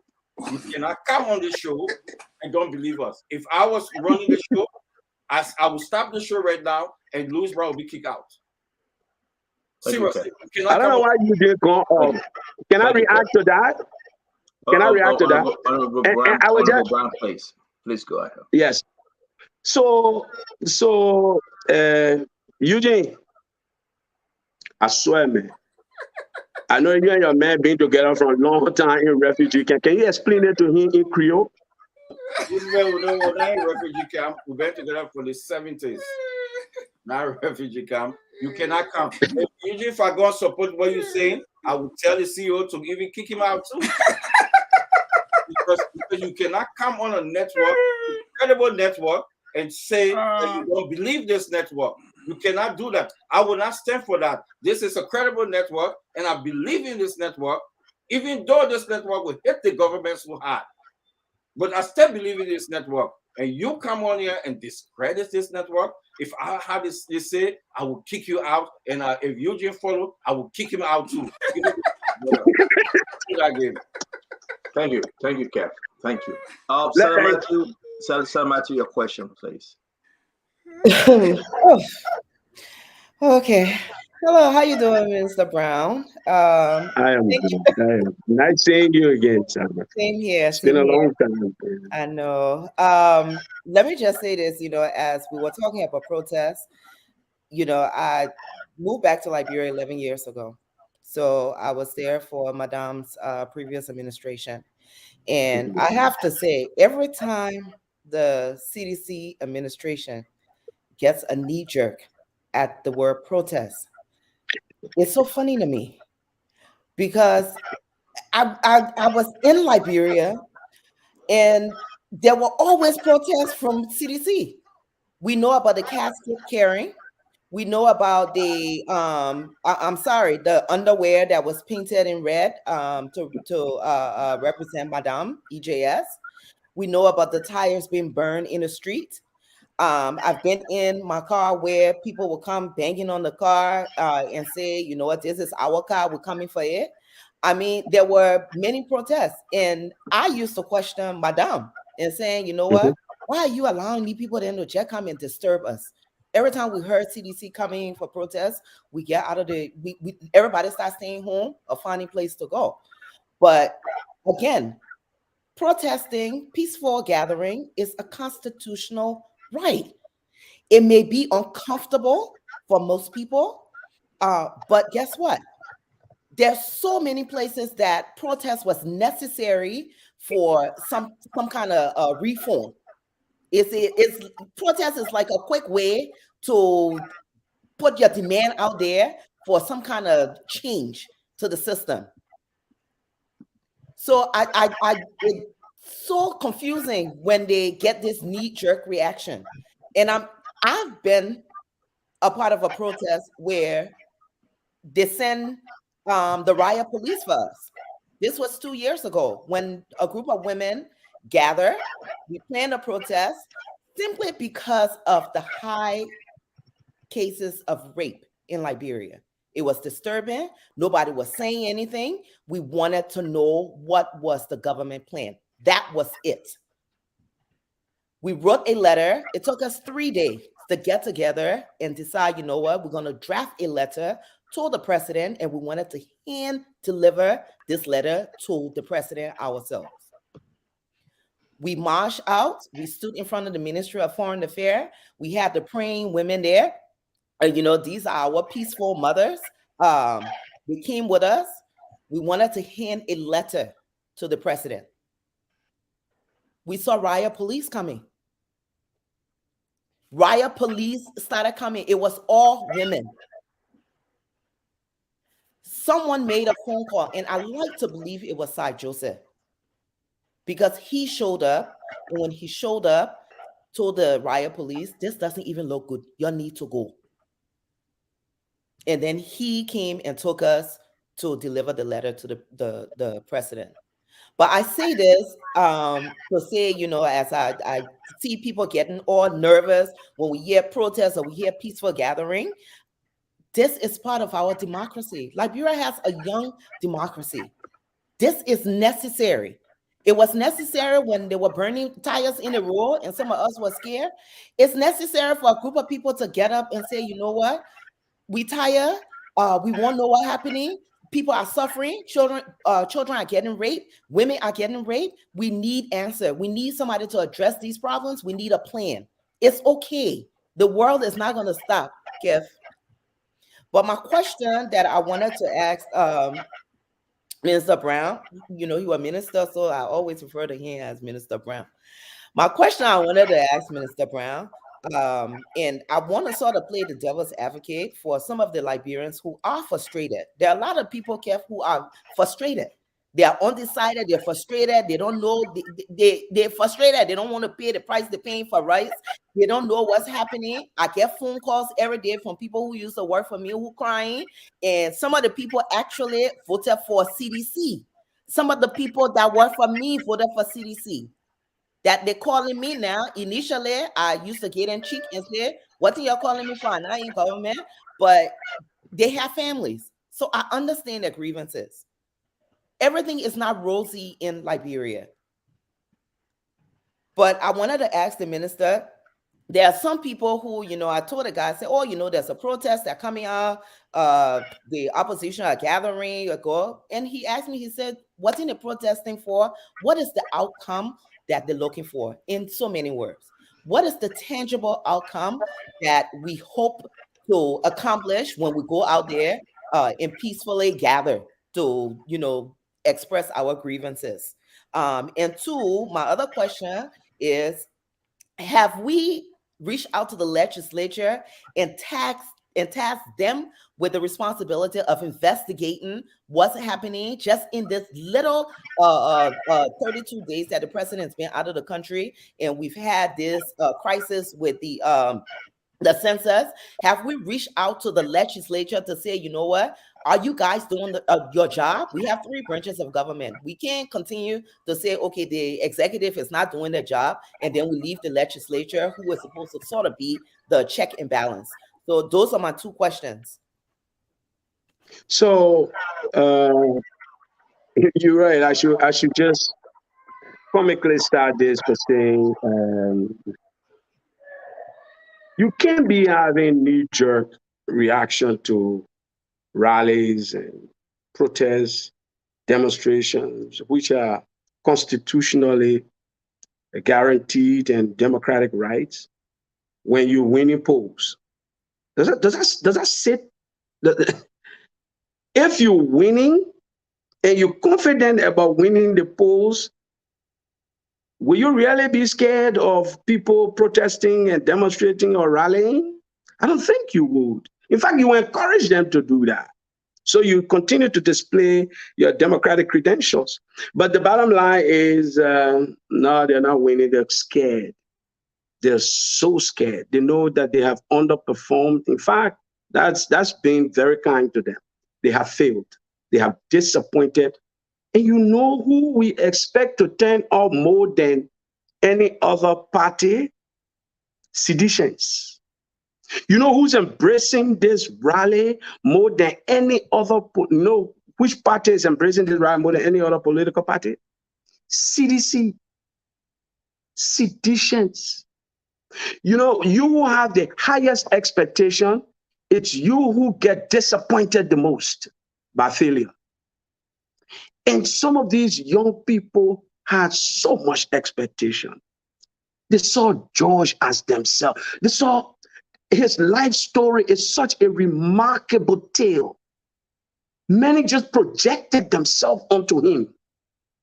You know what I mean? They said, let him go for debate. I mean, deep inside, everybody knew he couldn't do anything in a debate. So people were just excusing him. No. And he himself said it not too long ago in New York. He said, I did nothing. You were talking to Sedition. I did nothing, and Liberian people elected me. And not, you know, sometimes he gets into being truthful, but not when he's behind the pulpit. So I did nothing, and the Liberian people elected me. And to see how these young people now feel so frustrated, so depressed, so disappointed, to see that, in fact, they have not taken a step forward, they have taken a step backwards. That's one of the outcomes we're looking to have, to give them an outlet, to give them hope, to get them to believe again that because, George, we are disappointed the country and disappointed you, we want to tell you it does not have to be this way. We does not have to lose hope. Not in democracy, not in leadership. One leadership failed does not mean the entire country needs to fail. So that's an outcome we hope to inspire. Second outcome we hope to inspire. One is give the people hope. Because this sense of hopelessness that is so pervasive now, if we allow it to just continue like this, it will not be good for our country. So that's one outcome, inspiring hope. Secondly, we want to demonstrate leadership. If people are going through what they're going through and no one can hear them, they have no outlet, they have no way of relieving this pressure on themselves. I mean, families, Salamatu, mothers are overburdened today than at any point since the war. The things people living through, going through. Yesterday, I told you about a community I was just in, talking to people, listening to their stories. See how uplifting and hopeful it is for them just to hear them out. I was along with Alex, in a town called Zamboi. I will never forget this experience. To see men grieving. At some point, the commissioner was asking, what are we supposed to do? Who are we supposed to turn to? 8 of the citizens died one morning, one strike. Look, I look at the canoe these people were traveling in, just about the time the president was taking off in a private jet. No senior official of the president entourage or the president himself has called that grieving family to say we're sorry. A mother and her 8-week-old baby. In fact, they have not found that baby. Should these people just grieve without a reprieve? What's happening to our collective sense of guilt? We are better than this. People are starting to lose too much hope. So we want, for those who cannot speak for themselves, that 8-week-old baby, we can't bring her back. And the mother jumped into the water to rescue her 8-week-old baby. And both of them got drowned. In Zamboi, I'm not talking about to drive to the place, Stanton. We drove from the junction that turns into Bam. I don't know, Eugene, if you've been down that side. From that junction, brother, I got to a point I was like, why do these people live here? What kind of place is this? And it's just about the lack of road connectivity. I mean, a terrible stretch of road. People just barely surviving there on motorcycles. 8 people going to their farms. This is a town surrounded by water. They were just going to their farms. 8 of them dead. Just about the same time, the president was hiring a private jet. Some of the meetings today, technology. Yeah, me here on Spoon with you. Some of the meetings, you can run it from the executive mansion. Imagine what that money will be doing for JFK. Imagine what that money will be doing to get them a raft. So they don't die like that every day. So the second outcome is to tell them, look, we can be better leaders of our country. We don't have to be like this. And to give them because the democratic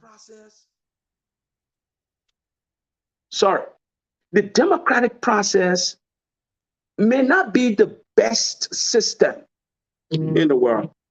Someone said,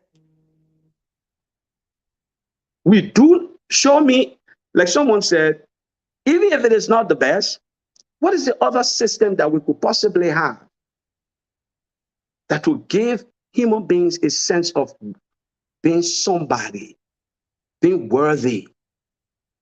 So these are the kinds of things we want to give people a chance to achieve. And people are stepping on it, suppressing it, trying to deny it from happening. But they will not succeed. We will give them an alternative vision of the country. We want to show them that it is possible to be different. We want to show them that that 8-week-old baby who died, it will not happen in our country. Not that people will not die, but that at least such deaths will not happen again. I mean, that child cries for help. Her voice should bring in our collective heads. All of us got families, we got children. Imagine a mother jumping in the water after an 8-week-old baby. 8 weeks! How can we not be concerned? How can we just go to sleep on this? For that child, December 17th, there's a chance for her voice to scream from wherever, from heaven, because her body was not found. Hopefully her voice can scream to us from heaven that we do not have to continue like this. And that next election, we will make the best decision for our country. Not a Kev pulling sample decision, but a decision that will better our country. Thank you, Those are the Mr. Brown. options we're trying to see. Yeah. Thank you. Honorable Falcon, please. Woo! What time is it? Rally time. Thank God it's not rally time. But Father God, I thank you for taking me out of that country at the time you took me, because I'd probably be dead by now. Wow. And I can only praise you and glorify your name. Let me say this. I know Stanton let God business. That's why I have to thank God right in front of him before I say what I have to say. You see, because Kev said, even if I don't agree with you, I will kick him off the show. Kev, there's a difference between a survey and a poll. A poll is just a particular question asked to a given group of people, a sample size, whatever you want to call it. A survey is a wide range of questions asked. And the sample size is the number of persons that you interviewed. The margin of error has to do with a small portion of that sample that you interview, and that has to do with miscalculation or a change in circumstances. Maybe the women were talking and the guys rushed there, and then the whole thing got screwed, something of that nature. You asked Brother Brown to believe your pool. These are some of the things that are not healthy for the CDC. You do not force people to believe what you believe. Politics is a place of market. You have to market your ideology, your platform. You have to debate the issue and hope to win. Now you say, if I agree with a man, you want to show you will keep me out. CDC been in power 5 years now. What time y'all will bring your own platform with 2 people on it, so y'all can kick them off? You know, to Mr. Brown, I will apologize on behalf of my brother. And the reason is, in the CDC, we don't force people to believe what we believe. We don't force you. As long as I remain part of the CDC, I will explain that part to you. What we do is what we do as a party. If you want to follow, you follow. Maybe tomorrow I will resign from the CDC. 3 days from now, I may resign. Take my word to be true. But until I resign, I will remain true to the blue. Having said that, and I want to say before I get to you, I don't believe the polls. And the reason is simple. The question I was asked, which is a single question, if elections were held today, who will you vote for? Liberians looking at the circumstances and the situation. Liberians looking at the fact that the collaborating political parties are not together. The opposition is in disarray. The opposition, for the most part, is dysfunctional. So they said, well, today, if elections were held, I'll go with George Weah. If the same question was asked at the same location on Carey Street, that if Barker go as president. Cummings go as VP. Tiawan is on the standby as the Minister of Justice. Who will you vote for? You know what will happen there? It will be a totally different case. So it's a poll. It was a simple question, and it generated a simple answer. And I can tell you, I don't think the CDC is looking at that poll. That's why the chairman, holding convention, they're moving all around, they're working, playing their politics. Now, they asked me to ask you a question. I support the rally because it is a right. Article 17 gives you that right. And any attempt by anybody to take away that right from you and your people will be met with stiff resistance. Very stiff resistance. You have met the requirements to hold your rally. And I'd like to say to your brother, because you said he's your brother, and you said he is a good administrator. Two things. I respect him for being your brother, but I don't think he is a good administrator. The letter CPP came to him on the 16th. They said, no, go bring it by, you misspell name. It came back to his office on the 18th. He said he never heard about it until the 30th. A good administrator will call back home and say, what's going on? What happening there? Imagine anybody see the name CPP. Will they not tell the minister? They name CPP, you will not tell minister. He said he didn't hear about it. He said it's a sedition, but he denied the CDC the very use of that outside space. But you know, he gave it to you for $2,000, and you have to pay the balance, because if you pay, then I will not support you.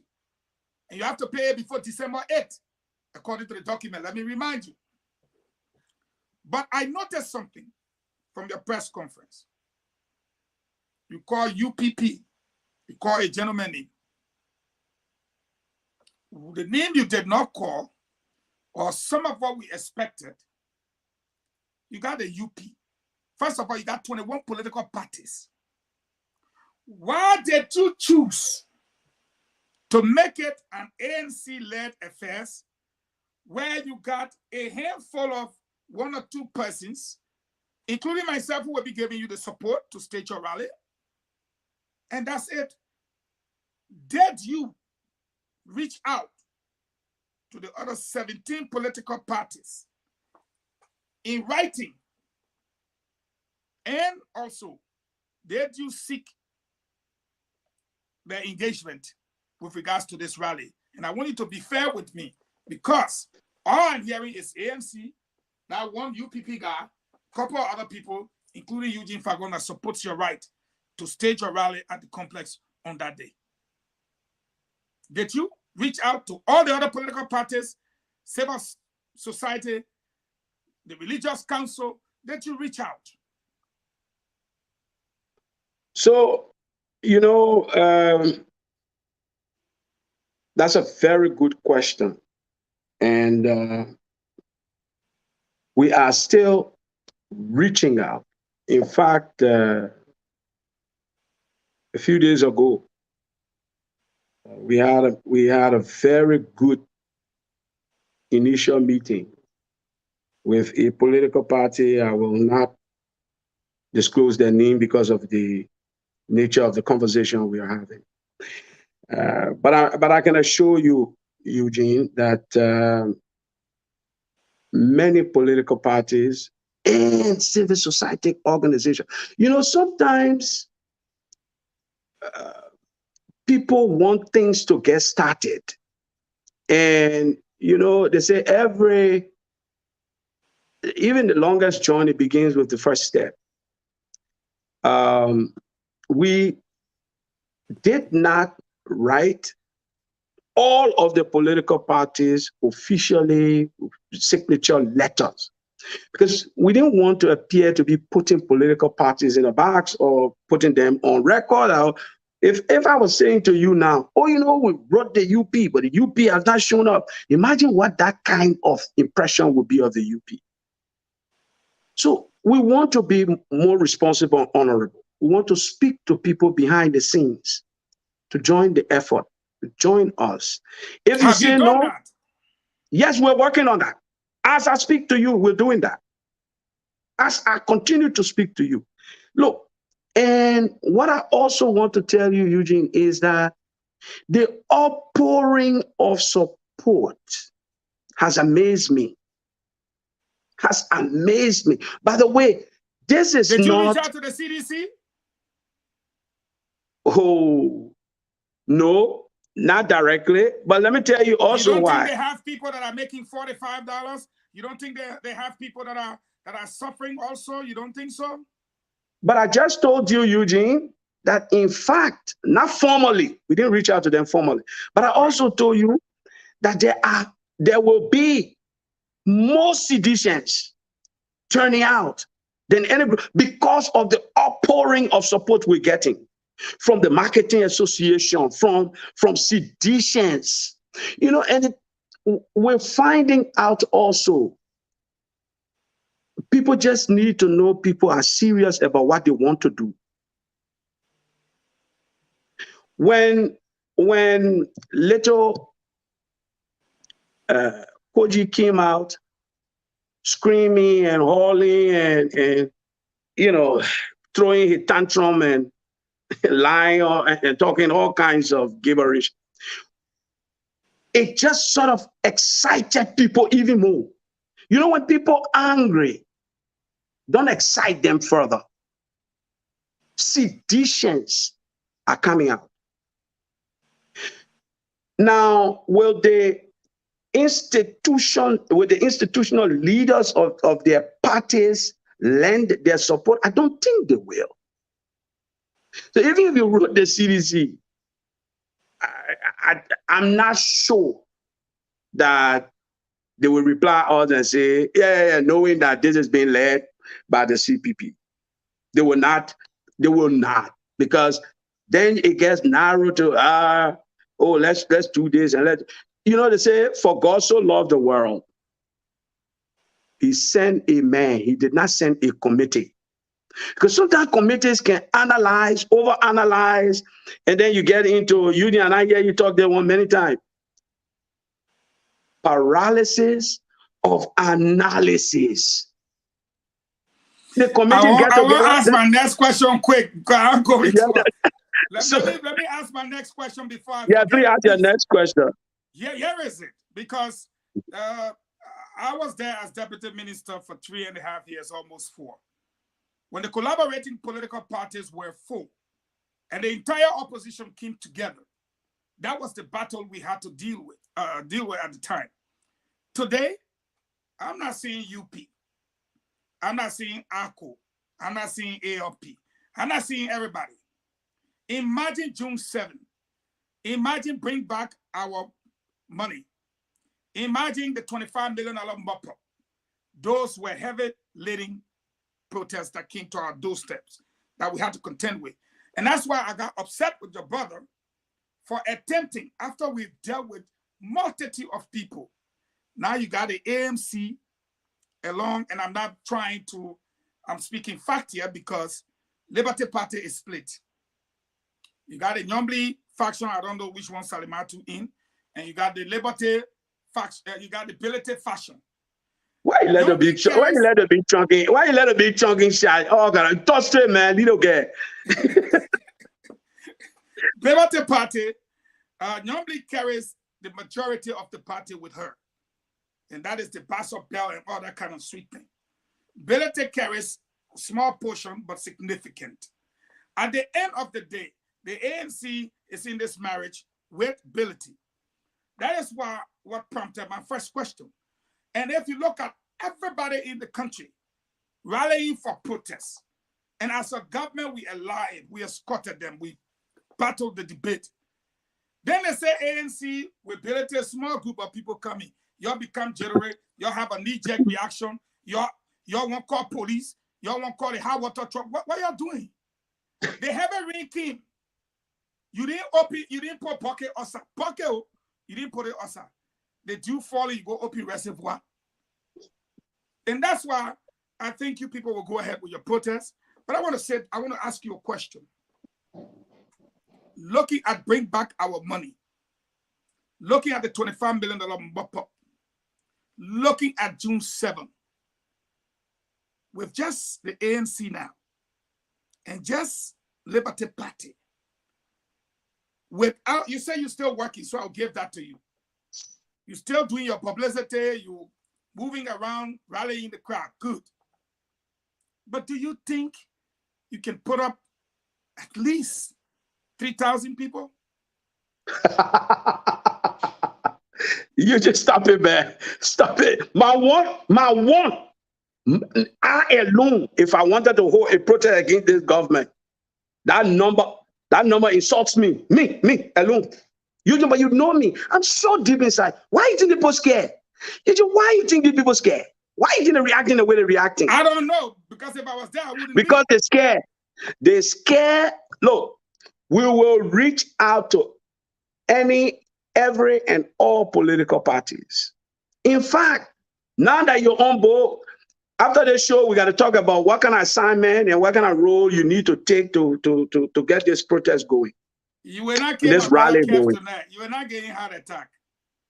Look at the way he's sitting in the chair, like his whole world has shut up. So look, and like you, there are Liberians from every walk of life. By the way, this is just a Monserrado rally.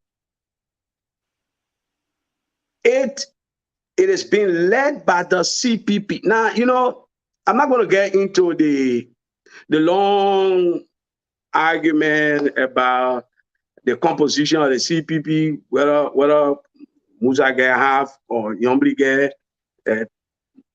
have. The Liberty Party, and I'm not going to get into their argument, they will speak for themselves. But let me tell you, the CPP is leading this effort.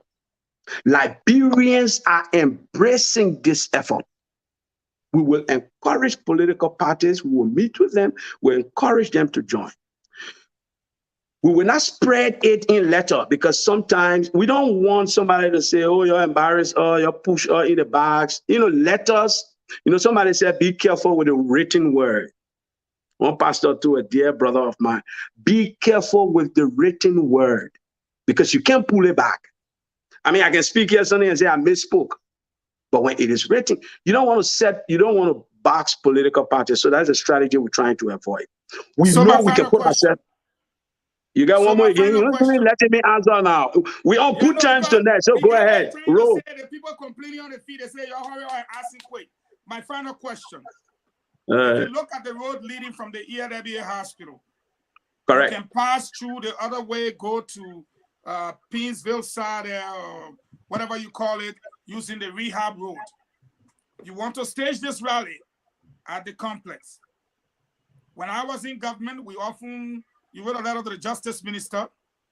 Whenever he gets the letter, he always invite the party, along with the Deputy Minister for Press and Public Affairs. We go and sit down and we discuss the route, discuss the number of persons, all of that good stuff. Let me ask you this. You know fully well that the road in front of the stadium there are two roads that connect with the Congotime back road there to come down either to the health ministry or whatever. But you're going to be right there, which will impede traffic coming from the airport side towards town. And if your crowd is large enough, as we suspect, it may extend to the ERWA junction. If the Justice Minister comes up to you and say, you told us that you expect 50,000 people. Here is our map. It will impede traffic. Here is what we're willing to do. We know you paid your money. It is your right. We see it, it's clear. Even if you care us to quote, we're guilty. But your right stops to where another man's right begins. And so we have to be fair. We will have to relocate you on the basis of that, given what you've told us. Can you work with us? Will you work with the Justice Ministry?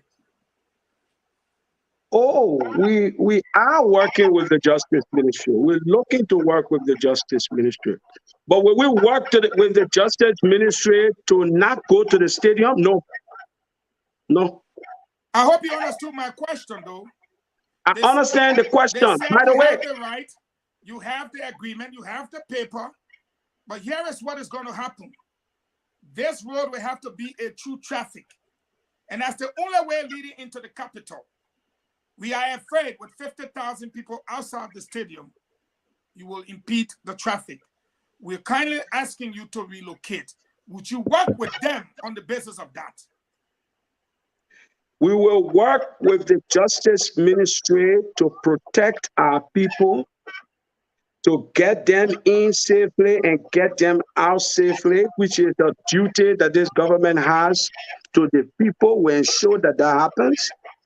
We will continue to act responsibly because we who are leaders of this process, we put ourselves on the line. We're not hiding. What we will not do, by the way, this rally is on a Saturday. We'll inform the Liberian people exhaustively and urge them in their own interests, in the interest of the people who are tired of suffering. To go We by will inform during the people. week. Yes. By the way, that 50,000 thing you're talking about, Eugene, stop it. Stop. We'll talk offline, Eugene, so you can know. Because I want Kev to hear our strategy and all the things that we do. So we'll talk offline, Eugene. But Ambassador. yeah. Oh, I'm sorry. I tell you All what. the small things you're talking. This is going to be perhaps the biggest rally that this government has seen. And they feel it, they know it, they are sensing it. We're not going to bust people from different counties all over the place. Just from Maserado. That thing they're doing, that noise they're making, they think they're talking, they will see Liberians turn out all over. And we'll work with the Justice Ministry. I told you the minister is a good friend of mine. We'll work with him. So, by the way, I still think, Eugene, that the man of my man, he's a good administrator. Don't punch him too hard. He just has a difficult situation he's dealing with. He's under enormous pressure. Ambassador, let me ask I'm talking about my man Zoga Wilson. He's under enormous pressure. And you know how the man can put people under pressure when they don't want something to happen. Ambassador, thank you very much. Let me ask the question just from where Eugene and his question. What was the total number of people you guys presented to Zoka Wilson or the Justice Ministry? The capacity when you talk about crowd size. Did you give them numbers? I was not in the direct conversation with the ministry authorities, so I don't have that information. What do you think? What do you think this size is going to be like? Like 50,000, 25,000, 100,000? What do you think? Well, I think Liberians will turn out, and they will turn out en masse. And I think the more the government becomes defiant to Liberians turning out, the more Liberians will turn out. So no, I'm not interested in the government being defiant. I'm asking you. You are one of the organizers. You pay for the outside of the stadium, the front portion of the stadium. The crowd size, you think that front portion can hold 50,000, 10,000, 110,000? What's the crowd size you think fits on the outside? I don't know, because you see, our plan is that Liberians will basically assemble in many places and try to just show by their numbers, just peaceably walk the street and just show that we're here with tired suffering. We're really, really tired of suffering. This government needs to be a Yeah, bit so we more responsible. understand. We understand the main So message. Yeah, I just how many yeah. persons may likely finally come to the stadium? I mean, not the stadium, the outside facility. Yes, we really believe the number of people who will come there, given the arrangements we're working through, the way we're planning it. I mean, professionals are taking their time thinking through this, laying it out properly so it can be peaceful and organized. Very, very organized. I assure you that, yes, the space we have will be able to hold the people But you cannot tell us your expectation. Will it be 10,000, 25,000? I have good enough expectation from what I'm seeing, from the reaction we're hearing, from the support we're getting for this, that is going to be a crowded day anywhere from across the bridge. Don't forget, I told you this is a Monserrato thing.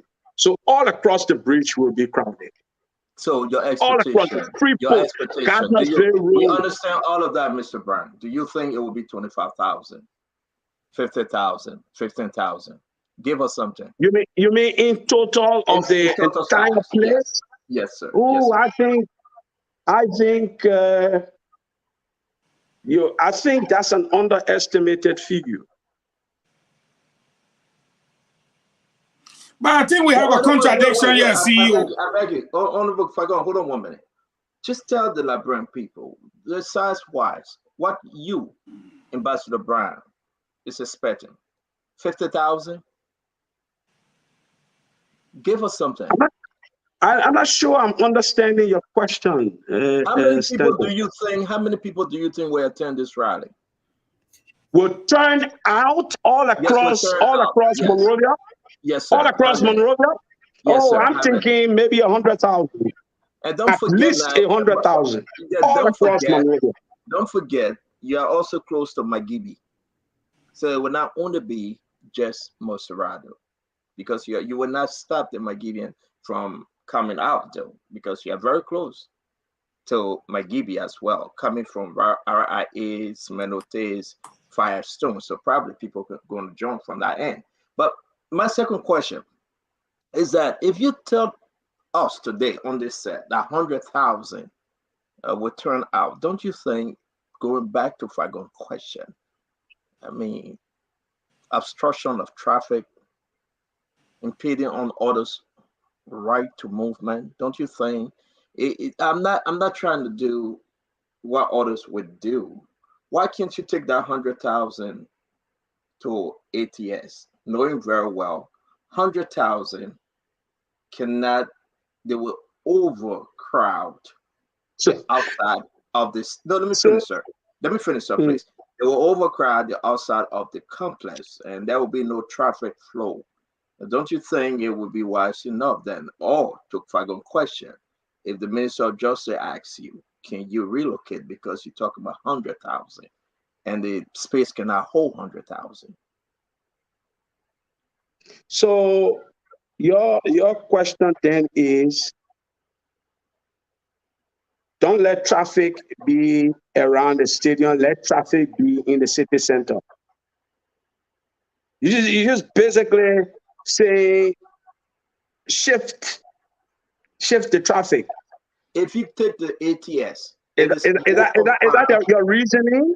If you take the ATS, it is more confined than if you obstruct the basic traffic from the outside of SKD. If you are going into the stadium, then the 100,000 or 1 million would be good enough if they can hold. But you are putting people on the street, the main street, to the ELW junction. Folks traveling, you will obstruct the travel flow. And all of the other different things that may come in the making. Are you considering those things, sir? Yes, we are. We are. And we will work with the authorities to make sure that it is as smooth, as less inconveniencing as possible.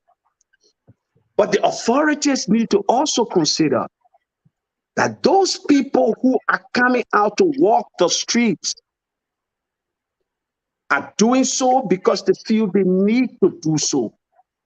because the government is unresponsive to them, because they're tired suffering, because they're going through too much and nobody listening to them. So you So just said approximately 100,000. Let me shift my question. Then we can go to that to Richardson and the rest of the team. On that day, Minister Brown, you're calling for this rally. Is that a hidden intent to use this rally to project Mr. Cummings even more than to speak for the suffering masses? why would you say that? I'm asking you a Do you question, think? sir. Do you? No. But let me, because I have said repeatedly. I was asked about outcomes, and I've responded. I have said repeatedly, this is about the people. Mr. Alexander Cummings, the CPP, they're leading the effort. And then you come back to say this is about to project Mr. Cummings. Yeah. Look, You asked me what I said that, and I would tell you, Mr. Brown. The reason why I said that is because going back to Fagon, unique question, is the CPP, it's AMC rally, it's the CPP rally, it's the Musability Liberty Party rally. It's not the entire opposition rally. So Fagon was after that wise conclusion, enough. You want to say something, sir? I was saying how you arrive at that conclusion is amazing. No, it's not. Because I listened to Fagon question. He asked you if you invited the UP. You couldn't be so sure. You guys are still working things out. He asked you if you have invited other opposition party. But the get-go, this is a CPP rally. It's not an opposition Led, rally. It's it not. is No. led. But Mr. Brown, can I please finish? Finish. The get-go, the letter, and everything that we've been talking about since the past 2-3 days. It's an ANC Liberty Party Musability CPP rally. It's not an opposition rally. Can you speak to that? Can you tell Liberia what this is, an opposition rally comprises of all opposition political party, or this is just an ANC Liberty Party CPP rally? First of all, I cannot speak for all opposition party. I can't. So I just said to you, we are talking to all opposition political parties that wish to join the rally on behalf of the people to do so. Because what the Liberian people are feeling, everybody in every political party feeling it. It's not like the Liberian people exist in one party and don't exist in other parties. Every party comprises Liberians. So we use it is led by Mr. Alexander Cummings' CPP. It is being led by the CPP. At that meeting, even to announce it, a political party was present, the United People's Party. They were present. They have decided they will participate in it and are involved even in the planning process of it. So when you take it another step further, I told you we are in discussion even with other political parties. As we speak, what we did not want to do was to appear to be writing political parties before it was decided, so that it doesn't look like if a political party does not participate, then somebody will start saying, oh, the political party not interested in the people. We have put this out there. We are working behind the scenes with everybody. We're working behind the scenes with religious groups, civil society organizations, political parties, everybody. But is the CPP leading this? Yes. Is the CPP determined to achieve this? Yes. Would this We don't be hide an from it. accomplishment for CPP, Mr. Brown, Mr. Cummings, and the rest of the CPP? Will you consider this a great accomplishment if UP, ALP, the part of Liberty Party that is controlled by Senator Yombly Kanga Lawrence, if those groups didn't attend your rally? And the Liberian people attended? Yes. Okay, thank you. So what we want is the Liberian people to have a chance to speak. If Dr. Francine, for instance, does not come on the show, and you had a show by on the Spoon Network, does that negate the show? No. What we want is for the Liberian people to have a chance to turn out and to speak, and we will lead that process to make sure Liberians have the opportunity to turn out and to Thank speak. you. Thank you, Mr. Brian. I respect your answer. I may have my own opinion, but I respect your answer. Thank you. Kev Hassan, come in, Salamatu, and then we will go back to our brother Eugene.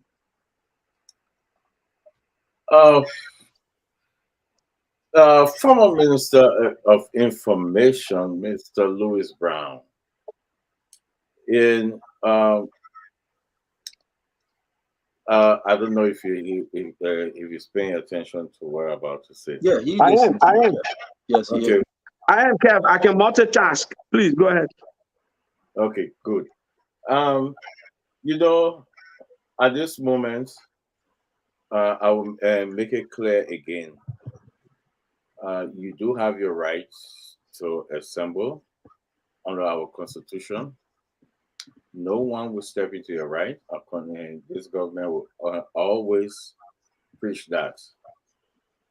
But I want to take you away from, you guys' right, which I don't think this government will ever step in your way to exercise your constitutional right. But I'm looking at what's happening in the country.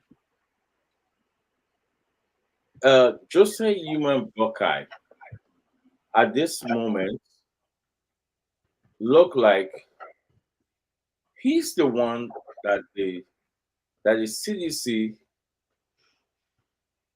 will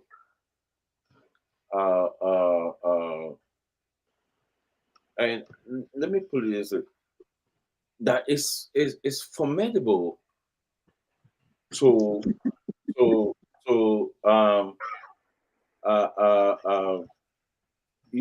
contest with the CDC. And every data we're looking at, or everything we're looking at, the ANC is nowhere to be close towards Joseph Human Buckeye. And at this moment, if somebody asks me who I want to face me, I would say the ANC. The reason I would say the ANC, because the ANC are not formidable.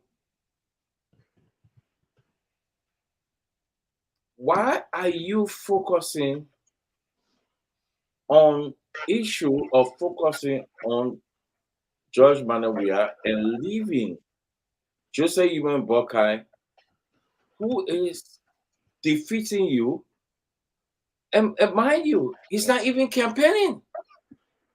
You all over the place. You from DC to Point 4, all over the place, and get 0 votes. Joseph Human Buckeye just sleeping, but he whipping you every single day. I want you to take away George Manawia and focus on Joseph Human Buckeye. How can you defeat Joseph Human Buckeye and be formidable to George Manawia? Because at this moment, the data everybody looking at, unless Eugene Fagon will throw away his data, unless Salamatu will throw away her data, I know CEO is seeing the data. He's not going to throw away that. He will speak it. But unless your two ANC supporters will throw away the data. But at this moment, former Minister Louis Brown, why are you not saying that you are not formidable? The only person formidable to the CDC is Joseph Human Buckeye. Are you having some some you know what, let me keep that what I want to say before Facebook go on fire.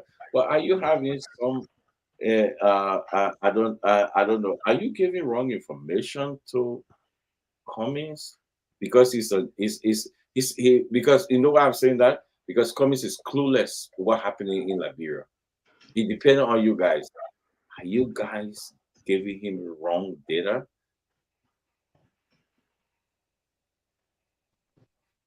You want me to answer you now? Yes, sir. Yes, sir. So, you know, the chairman used to say, why are you crying more than the bereaved? Yes. Tamapada. Why are you crying for? I'm not crying. And you can beat CDC, can beat CPB. Go ahead. We will tell this in October 2023. It's as easy and simple. Why are you panicking? Your people going all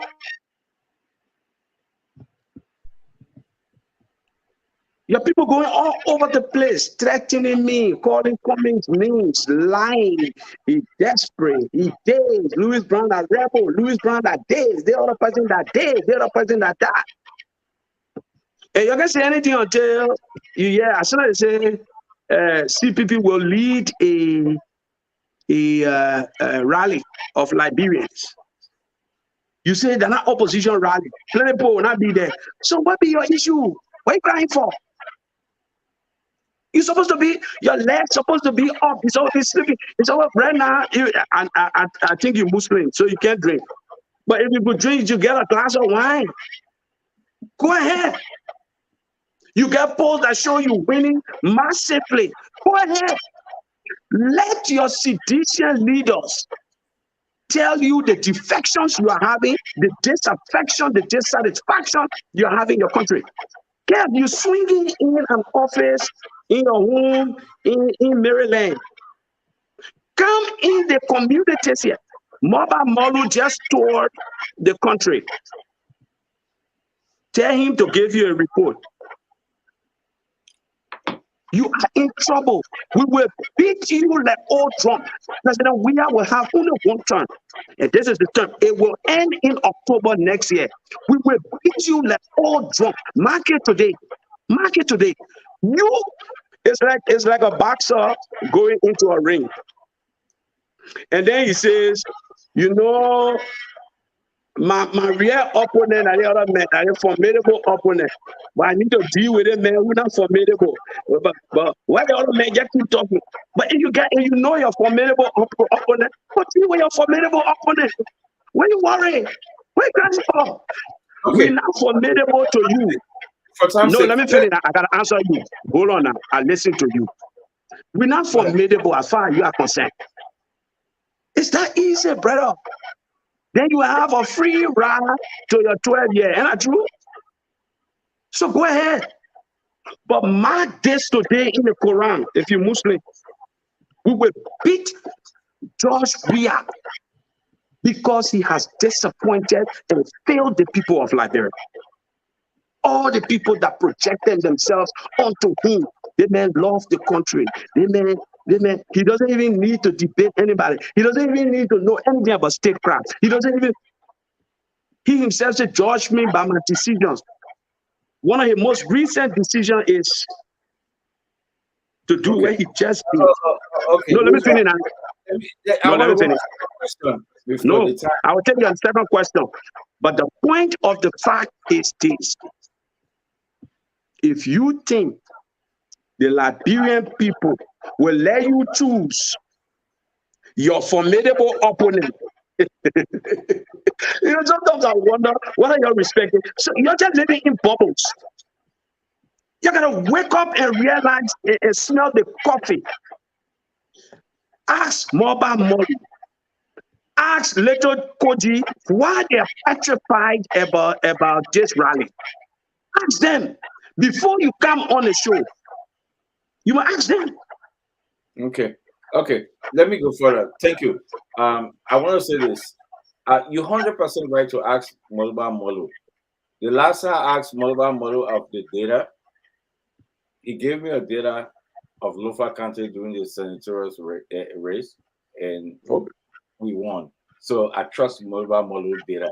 The last time I asked him for data, the data that he gave me, the data that Molu gave me, we won in Lofa. So you're right. I will ask him this. His Moluba Molu data always right that he gave me.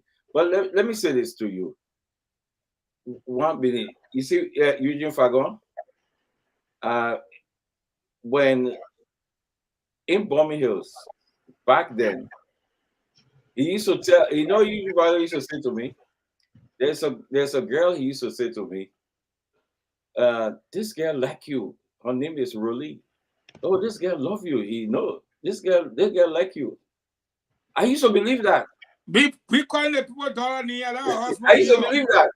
So you know what you tell medication. But listen, that girl, that girl like somebody. But then well in America, yeah, he came to me and said, my man, that girl asking for you. I said, my man, that thing you should tell me back home. Don't give me that thing. La la, the girl like me are big enough now. La la. That's what Louis Brown is saying to Cummings. The people like you. That's what Louis Brown is saying. Fagon said that same thing to me.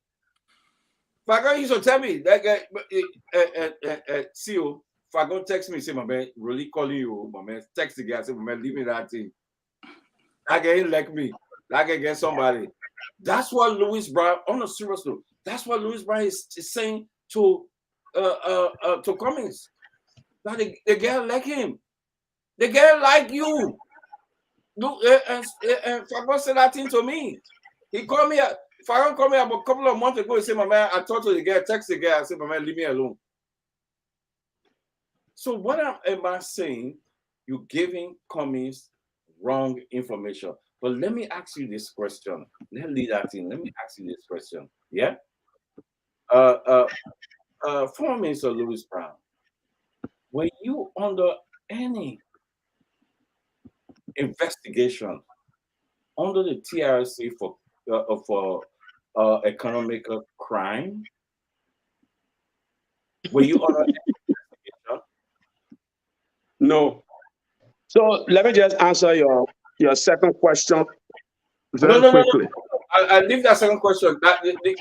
Okay, leave that thing. I want you to focus on this one particularly. You said no. I want you to focus on. You're not on. You finish? I can wait for you to finish. I can wait for you to finish. If you don't finish, I can wait. Because I'm trying to answer now, then you don't want to give me a chance. Okay, I don't want you to escape that. You said no. I want you to complete that. You say you were not under no investigation under the TRC report for economical crime. You said no. You want me to answer now? Yeah. Okay. I was under no investigation by the TRC for economic crimes. None whatsoever. Go back to my testimony. And when you listen to my testimony, you will hear the drama of what happened. Yeah. So that answers your question. And by the way, I am one of those whose signature created the TRC. And the purposes for which we created it was not to go and investigate individuals for alleged crime. Point of view. So that is not true. Now let me deal with the first part of your question. No, you said something. I need to respond. But don't tell me what you respond to now. Slow down. If we put out evidence to you that you one of the names. Spencer, can you protect me? Okay, so I don't need for us to be talking over each other.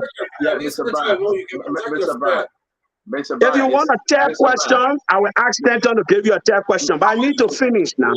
Mr. Bryan. Kev, hold on 1 minute.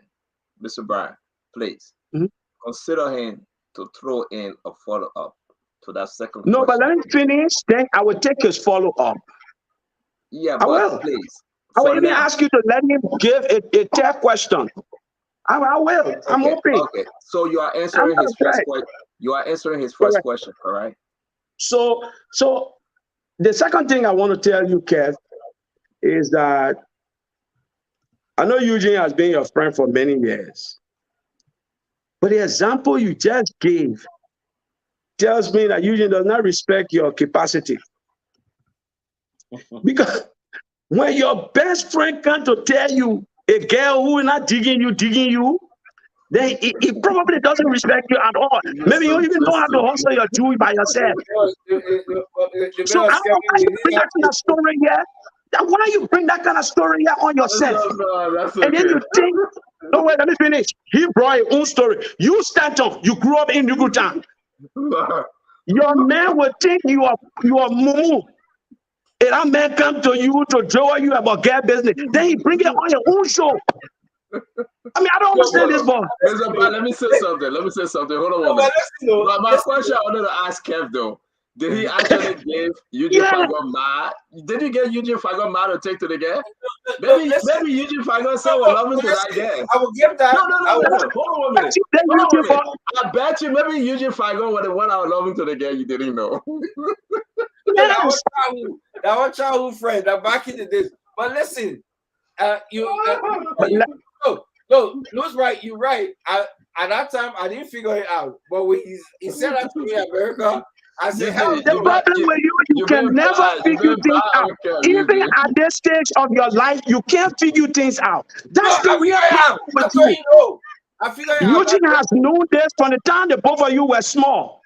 And he has always taken advantage of your mental capacity. When you can't figure things out, you're too slow mentally. No, but listen. And then you assume that everybody else can figure things out. No, but you think comics and you are the same level because you can't figure things out. So you think comics can figure things out? You allow Eugene to throw you with his own girl. No, but listen, and you bring it on the show and talk it at your age. No, but listen, then you assume that this is the same problem comics got. Comics and you are not a comics. But you let me finish now. Louis Brown, calm down. Let him speak. I beg you. That's enough. Let him man speak more now. No, let me finish. You know what, bro? Own story. I will take the mental question. No, why must this man compare his dullness to comics? Comics rose from bottom of Coca-Cola to the top of Coca-Cola. Then you compare. You are a comics. You look like anything like comics. Eugene Fagon can draw you. Okay. Then you call your the same thing Eugene did to me. That why you doing to comics? You look like comics. Mr. Brown. Let's show some respect. He's not dull. Yeah. I mean, the joke is in this talking point, but he's not dull. Yeah. Let's show some respect, please. Listen. All right. Go ahead, Kevin. The man said it took him long to get it. Then I waiting now. Okay, no. We gotta watch the word. Let's just. Okay. The proper word for that kind of belly. Who is man? Why you holding your head laughing for? The man was. Then say it to him now. Say it to your man. Then belly that they must compare himself to come in look like belly to you. But listen now. No man, stand there. You gotta be talking to your man, Kefiko, man. Listen. Let me say this to you. I was much younger. I was belly. But if comics at this age is belly, then I won't be coming age and be belly. Seriously, that's what I'm saying. At this age, I was younger. I'm younger than Eugene Fagon. I'm way younger than Eugene Fagon, way younger than him. So he was a senior guy to me. So yes, I'll be better to him at that time. I was younger. We're talking about the 70s and early 80s. I was way younger. So when I get older, I told you don't bring that thing to me. But I want at this age, right? At the age of Mr. Cummings. It shouldn't be better. You cannot tell Mr. Cummings that he will win first round at this age. That Mr. Cummings is pure better. So he will win second round? But no, but so he will win second round? Mr. Cummings he will win first round. No, but so when how that be your Mr. Brown? How is that your issue? Why are you so fascinated with Mr. Cummings? Let me ask you this. Yeah, you see the man got a number of votes. Why you calculating with me? Let leave that thing alone. They're scared. They're scared of the man Bowie. I want you They're to scared of the focus, man Bowie at I want all. you to focus on the TRC report, on the crime that you were accused of. You're saying that's not true. I have the report here. Yeah, what the report say? Your name is on it. It's section 16.2. Your name is on it. Louis Brown were accused, section 16.2, that your name is there as somebody who under investigation for economic crime. Oh, and wait now, wait. And you stating to the Liberian people that's not true. So what I'm saying, I'm urging all Liberians out there to go and look at the TRC report. If Louis Brown name is not there, don't believe me. Section 16.2, and you coming up to the Liberian people. Can you send it to me? Let's post it for the sake of the program. Can you screenshot that session? Yes, and we'll give Mr. Brown a chance to address your concern from that place. Yes. Mr. Brown, you can respond or you can wait while we screenshot No, it. I can be responding. Put it up. I can be responding. Please do. So Kev asked me, this is the problem. And he say he start being better. I use the word dull, and you say I was being disrespectful to Kev. I'm gonna just say the man are better. If you go by and play the tape, Kev specifically asked me, were you investigated by the TRC? Was that not Kev's question? He never said that the TRC report accused you. That's the difference. And I said to him, no, I was never investigated by the TRC. That was my answer. Kev asked me, are you listed in the TRC report? So you agree your name is on it? But you're asking me two different questions. Kev, can you please send me the screenshot of that, please? I don't have it. Send it on WhatsApp. Right now. Okay. So let Mr. Brown continue, please, because we got to move this after 6 over here. And so don't distract me now. Kev. Go ahead. Kev. So my name. And let me tell you how my name came into the report. It will very much interest you since you raised this matter. And your friend, Stanton, Edwin Snow, is a living witness of this. The first draft of the report that came out listed Edwin Snow as the one to sign a contract at the LPRC, which I signed as managing director. I went to officials of the Truth and Reconciliation Commission. His question was, were you investigated? No, never. If somebody wants to investigate you, they write you, Mr. Brown, could you please provide information on this? Nothing like that happened. Edwin Snow is my witness. When that information came, when I saw the first draft and they said Edwin Snow signed an agreement at FPRC, I went to the TRC of members and informed them that they were in error. Edwin Snow did not sign any such agreement. I actually signed the agreement. I took the folder to them as evidence of the agreement between LPRC and a company called West Oil. They received the folder from me and said they were going to correct the report. The corrected version that came up put my name there for further investigation for economic crimes and others. If you look there. So look, I support the establishment of war and economic crimes court in Liberia. Because as far as I'm concerned, it will vindicate, first of all, it will properly investigate and it will vindicate. Look, my voice continues to be strong in this country. I have not hidden myself from anyone because I am clear in my conscience and my actions that I've done nothing wrong in my country. Absolutely nothing wrong. If I had, by now, CDC, by the way, let me tell you another thing, Kev. You can probably find the news. You can probably find the newspaper clipping. This government once accused me when I was Minister of Information. They claimed there was an audit done. I think Eugene, you were then Deputy Minister. An audit that I had no knowledge of, no one wrote me for. I had never seen the findings of that audit. This government claimed and put my name there as among one of the most corrupt former government officials. At the time, the government had asked me to be ambassador to Nigeria and ECOWAS. That was their story. Later on, this government corrected it. I have a letter vindicating me that says, no, we're sorry. Basically, part of our problem in our country is that we just accuse everybody. We just witch hunt, accuse people. I support the establishment of war and economic crimes court in this country.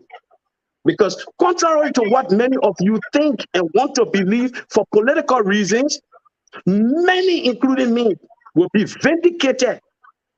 I want my children to know I only serve my country with honor and distinction. And I challenge this government to go check behind me everywhere I've worked, including the Ministry of Information. That's why when they put my name up as a more corrupt, I was one of the first to write them and challenge them on their own report and findings. Minister Brian, so I got to move to Salamatu and our brother Eugene. But today's Kev, third question. Were you questioned by TRC? Were you invited? Did you honor the invitation? I was one of the first to make myself available to the Truth and Reconciliation Commission. And I urge all of you to go look at my testimony. I call it presentation, they call it testimony. It's on YouTube. I was in school in the United States, but because I had signed to create the Truth and Reconciliation Commission, the chairman and others reached out to me, including the executive director, Mr. Nathaniel Kwabo, reached out to me that the process was too slow and many Liberians were refusing to participate. Against that backdrop, I paid my own way with nothing to hide from the United States and came to Monrovia and testified under trying circumstances, and I almost went back because a few people came to me. And if you look at my testimony, we had the exchange and the commissioner through the chair apologized to me for the errant ways of some of the officials who came to speak to me before my presentation. I presented for over 2 days on my perspective of the country, what went wrong, why it went wrong, why we had war, and let me what give we you the could do chance. to no longer have war again. Mr. Brown, let me give you the chance because it's important for folks to understand. Based on your testimony, I have it. I have the YouTube video, and I'm back and forth right now with someone that served on that commission. They are watching the show. Based on your testimony, and again, it was public, it's out there on YouTube. But let me ask you, why then, can you actually speak again to why they listed you on, as they say right here, it's open. He just sent it to me. Why they listed you on this? Can you be very clear for the sake of our audience that the individuals and corporate entity that the TRC determined must be further investigated? Did you hear that, Kev? You heard the English? Did you hear that? Further investigated. Does that mean I was investigated? I was not. I told you the person they listed. Your name is on the publication. Let me finish now. So let me set this thing straight because for your name for the senator, yeah, Kev. But for the senator of our program, let me say this. Table list of individuals and corporate entities that the TRC determined must be further investigated.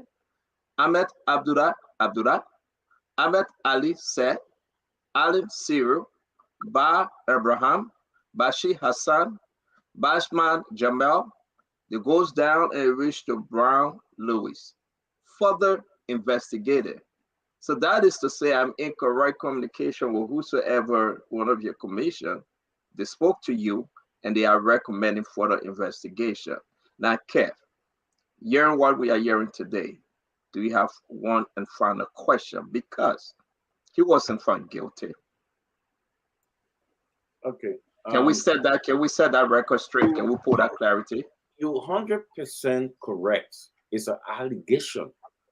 It's an allegation on Mr. Louis Brown. But I want Louis Brown to admit that his name was on that list and he's subject to investigation of crime. Okay, pause there. Just leave it like that because they recommending further investigation. Mr. Brown, let me give you the time, clear the air, and let's move on. Salamatu will come in and you, please. So that sort of sets it up because you hear people say, "Oh, TRC need Louis Brown, and Louis Brown is this, Louis Brown is that," you know. And I like I said to you, if you go back to the initial draft, you know, this report came through several drafts, and I'm one of those who was determined for this TRC process to work. And naming someone is not an expression of guilt. I took the entire folder to the team. I went there. That's why you don't see Edwin Snow name on that list. I'm not sure it's even there. And ask Edwin Snow, call him, text him, and let him tell you this story. I went when that draft came out. I said, no, this is an error. It will expose the TRC to public ridicule and accusations that were not intended, and the challenge to their credibility. So I went to the TRC voluntarily, just as I flew home to testify when people were scared to do so, to sort of open the door for that to happen, because I know I have nothing to hide. And I went there with the folder. By the way, we signed this agreement. It was co-signed and sent on. I will find a copy of that agreement and send it to you. That agreement was co-signed and authorized by the Minister of Finance, the Minister of Justice at the time. So it was a government of Liberia agreement. I showed it to them. All of them saw it. But one of the arguments they made to me was that it was too late for them to formally react because they are shut down and they were just writing their reports now. And that was a first draft. So they changed it and replaced my name with Snow's name. Okay, thank you, sir. In fact, it's in, I think it used to be, but call Edwin Snow and let him tell you. Call Edwin Snow, let him tell you this story. For the sake of the show, maybe So we'll they have just another said show on this. Further investigation. They said we can't close it. But we can confirm that you were questioned and they recommended further investigation. Thank you for clarifying that the best way you can, because there was nothing as a guilty sheet that Mr. Louis Brown is guilty and on our investigation. They asked you question, you appear, you travel openly, is on YouTube, and the list of those that they are recommending for further investigation included your name. So I think they sum it up. Sir Matthew, you want to ask your question? Let me say something, stand up. Let me correct you. Yes, sir. You're wrong. And I invite all Liberians to listen to my testimony. You're wrong against that. To say you were questioned. Nobody questioned me about FPRC. Go back to the recording is there. It's on YouTube, it's public. So don't say you were called, you were questioned, and then they recommended further investigation. That's not true. Yeah. All right, then let me put it this way, Mr. The recording there. Mr. Brown, you were invited. Why were you invited by the TRC? For two reasons. Yes. Two reasons. And call the executive director. I'm giving you his name, is Nathaniel Kwabo, who sent the letter out, and the chair, Councillor Verdio, who is a very good, in fact, regular. Often I know he comes on your show, and you should have his contact. I was invited for two reasons. First, I served as chief negotiator of the Liberian government for the Accra Comprehensive Peace Agreement. I was the chief negotiator for the peace this country enjoying today. And a product of that peace, a byproduct of that peace, was the establishment of the Truth and Reconciliation Commission. At the time I was invited, the process seemed to have stalled. People were unresponsive to attend to they call it witness testimony taking. In fact, when I got there, if you listen to my presentation, I call it, stop calling people witnesses. It's one of the reasons people scared to come up. Because the thing, when you call somebody a witness, their impression is this is a court that's going to pass judgment on people. And that was not the intent. Go back to my testimony. You will learn a lot from that testimony. So I came in those two capacities. Number one, I was chief negotiator. And number two, I was a major, I knew about the conflict. Let's put it that way. And they needed to hear my perspective. I lived through the war. I served in multiple capacities. I believe my Mr. Brown, testimony Mr. would Brown, have given people a chance. Let me finish now. Let me finish. Let me Yeah, finish. but we I gotta believe, we gotta move on now, please. yeah, but hold on. Let me finish this point. And I believe my appearance was one of the appearances that cracked open. And after me, you saw a volley of people started coming out with a bit more confidence to participate in the TRC process. I was one of the first few to begin that process of addressing it. So, Mr. Brown, did they ask you question, or you just went in and you explained your side of what you know? Were you questioned? Yes, I was Okay. asked You were many questioned. questions You were about the questioned, conflict and my but presentation. you were questioned, but you are saying it wasn't an investigation. No, it was not an Okay. investigation about Okay. the commission of economic crimes. That's the Okay. point I'm making to you. And I It think your was point is not an clear. I think your You get point that is point clear. now? I think your point is clear Exactly. because the unique thing here, and anybody can just move on their own lane. You were questioned, but you Correct. were questioned. You are saying it wasn't an About the investigation war. about the Correct. war. But thank you, Mr. Correct. Brown. Correct. Salamatu, sorry to hold you and Minister Fagon, but it was important to Mm-hmm. clarify this. Salamatu, Correct. please. Okay, I know we've been distracted with this TRC, and we're talking about the rally and what's happening in Liberia. Um, so I want to go back to the grievances of the Liberian people. And I'm honestly speaking from people who I've interacted with, people who I know who are still on the ground, who are still calling. So we're going back to this rally for the suffering of the Liberian people. And I want to say, Minister Brown, I always want to go back to the legislature. From the time we've been in school, we always understood that there were three branches of government, and each government has a responsibility. And you have the three government because there should be check and balance. And the legislature always seems to come up because we feel like they're not being held accountable. We're not even putting in the task to do what they need to do. So at this rally, I know we want to give the Liberian people hope. We want to, help them communicate their grievances, which is extremely important when it comes to protest, because this is an avenue for people to open debate. It's an avenue for people to publicly state their grievances. But in addition to that, we also know that some of these protests and rallies, they're necessary for systematic reforms. So I look at some of the things that the president, when he came into office, what he promised.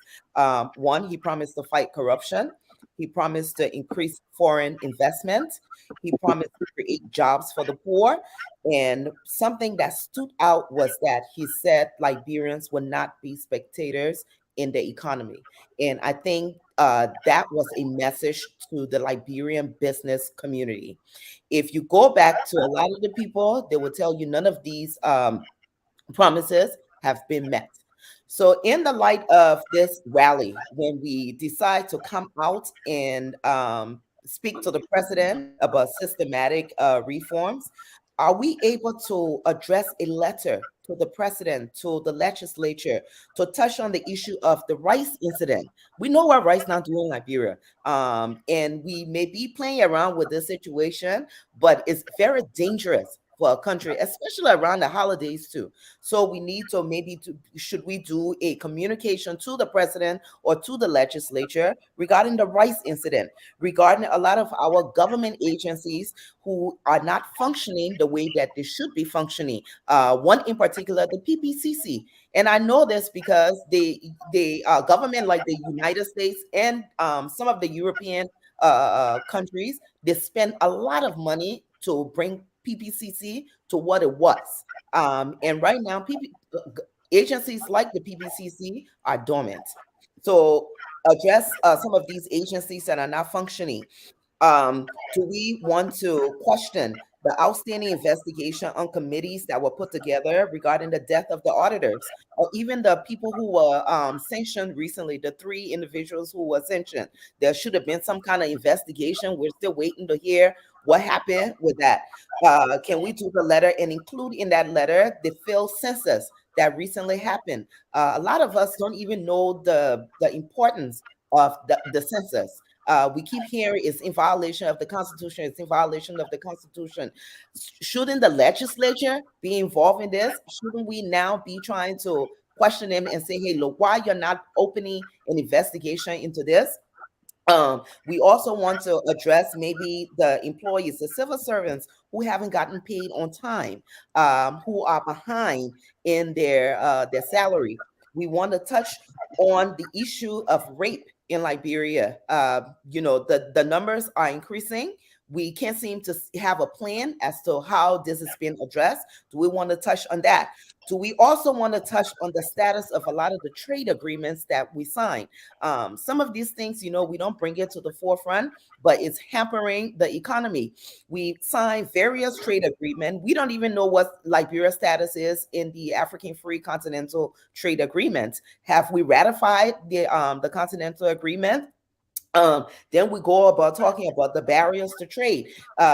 Even though we're not speaking out a lot about these barriers, this is one of the reasons why one of the was a guy at the National Port Authority. This was why he was on sanction, because he started to collect money allegedly from the U.S. government. Said he started to collect money from the vessels that were coming in and put it into a private account. This is one of the reasons why he is on there. I know when I was in Liberia at the Chamber of Commerce, we raised the issue of the cargo tracking number, which resulted in one of our foreign businessmen being deported out of Liberia illegally.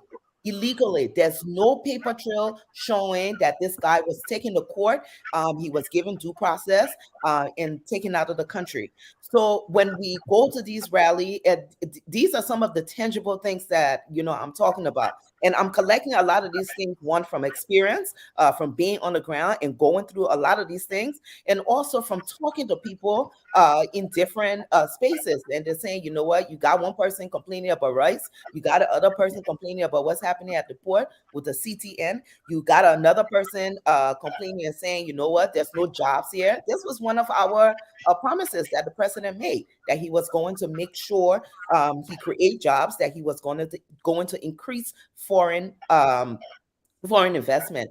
Are we putting together a document so when we go to the rally, it's not just about giving the Liberian hope, but they have something tangible that they can say, you know what, these are our grievances.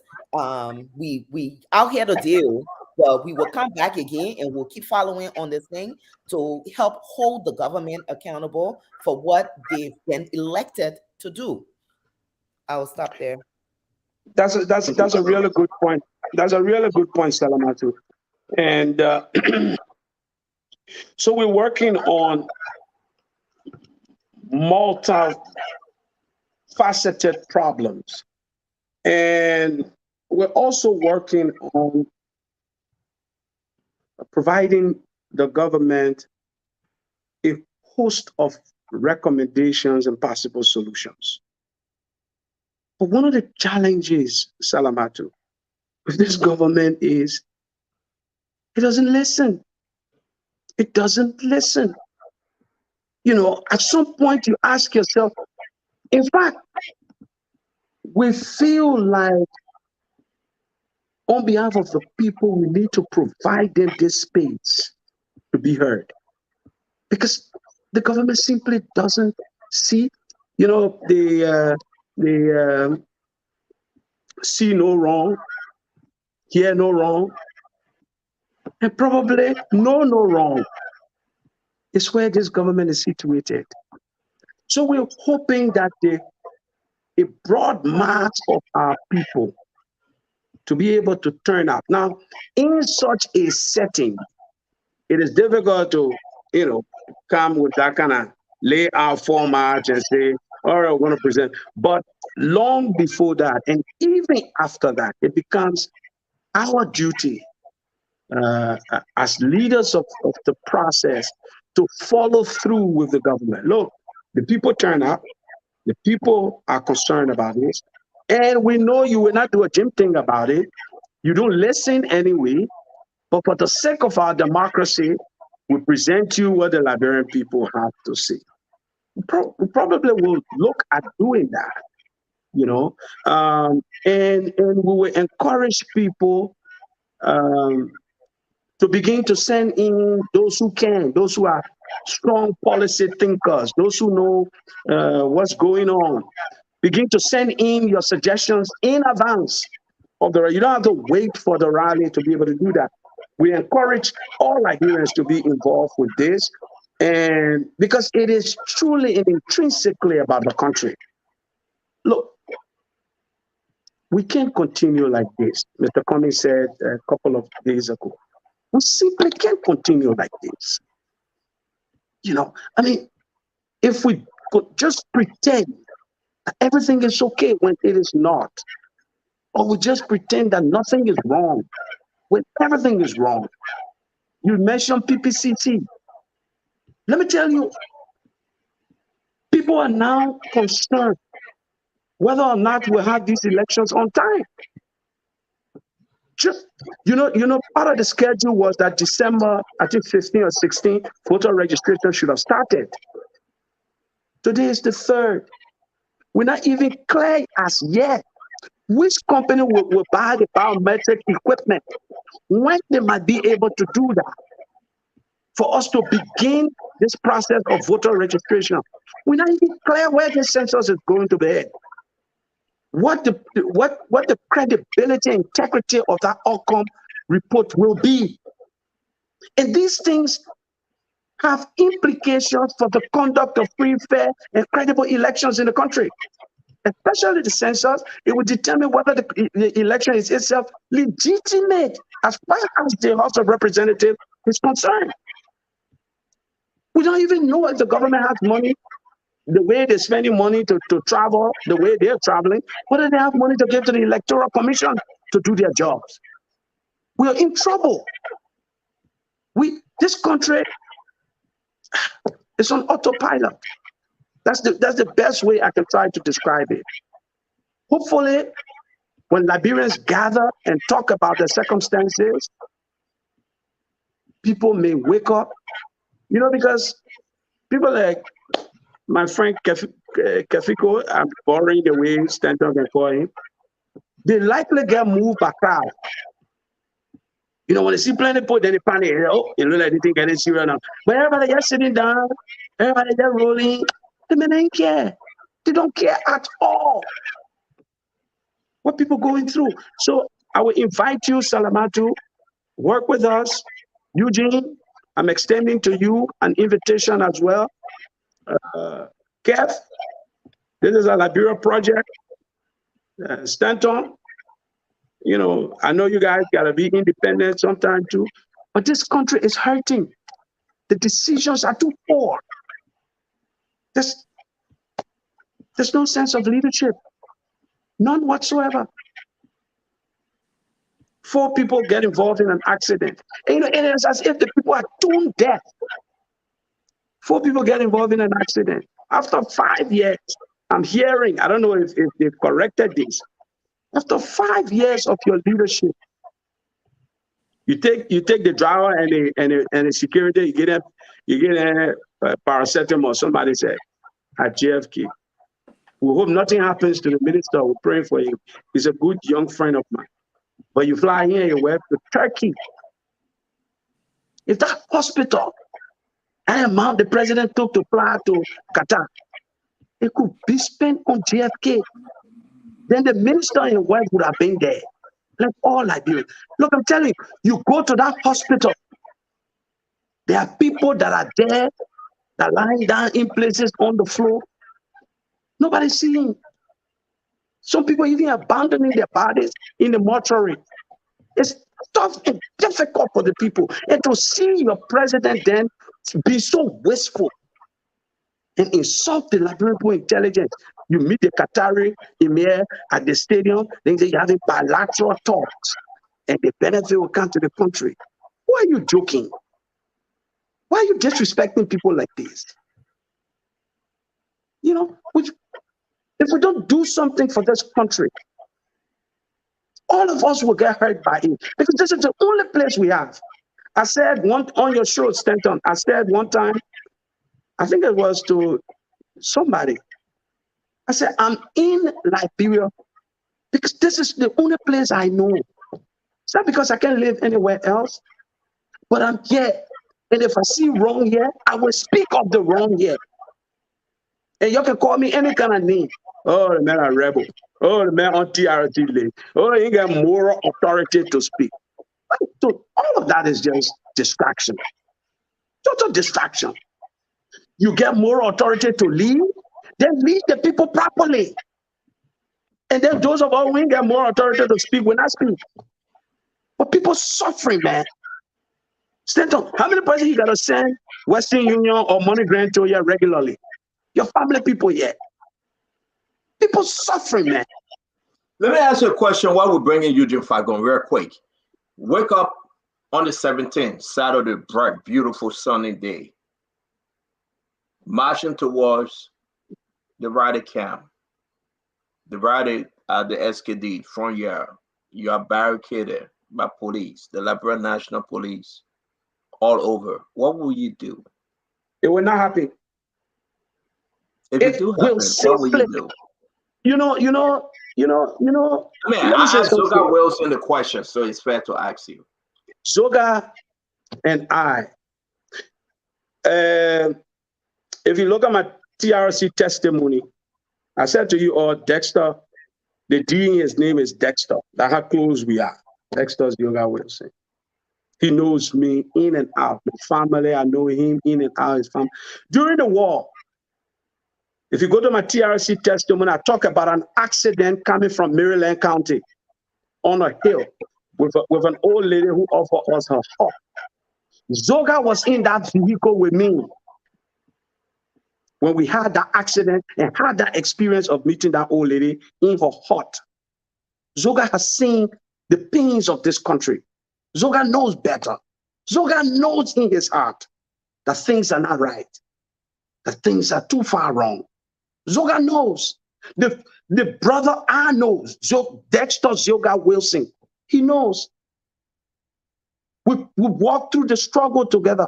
Zoga knows he will not support, Musa Dean will not permit armed men to stop peaceful protesters. Oh, I'm confident about that. I am so confident about that. But what will you do, Mr. Brown? Mr. Brown, don't give me confident. Let me finish this point. Yeah, please. Stanton, let me finish this point. I'm also very confident that it will be a peaceful rally. It will be a peace, and the Liberians will go outside that stadium because it's our space.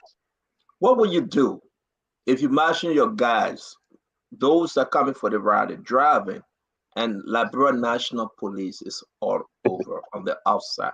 What would Mr. Bryant and his team do? So listen, Eugene, this is a fair question. The people want to know. The government saying, listen, take your money back and go. We have no space for you. You are saying we are not taking our money back. We're going to do our rally, and our rally will be done here. No, I think we need to be careful. The government did not say so. It was Zoga Wilson said that. The government did not say so. The government No. Honorable Fagon. You were on the show when Zoga Wilson said, Mr. Cummings is a good man. They should come and get the money back. The money is ready for pickup. So if Zoga Wilson is speaking, as a Minister of Youth and Sport, that's the government speaking. How clear you want us to be, sir? No, that is not clear because Zoga is not the Minister of Information. He is the head of entity. The government comprises of 3 branches of government. Who did you pay the money to? Fagon, who did you pay the money to? Which ministry? My man, you get the money to Zoga, man. Zoga said, can't get money back. What kind of Eugene, I've been praising you. Eugene, I've been praising you on the show too much. Stop it. Stop it. Eugene, stop it. Stop it. So if the relevant, okay, wait now. Let me ask you this. Your brother was out of the country. Your brother said even with the team until on the 30th. Now I want Stanton to put my friend in trouble. I will not sit there last time to put Zoga in trouble. Zoga don't know nothing. Zoga was out of the country. That man and my brother, his job already shaking. I don't want to make it anywhere, but let me tell you this. But Jefferson Koji said him a fire man. Malu then said him a fire man. But you took care? You took care? You need to come clear and apologize. You can't be between your chest say, I'm a sedition. The man apologized. The man said they dropped the ball. Fago, you were on the show. He said they dropped the ball. No, what else you want him to say? People dropped the ball. He said, sir.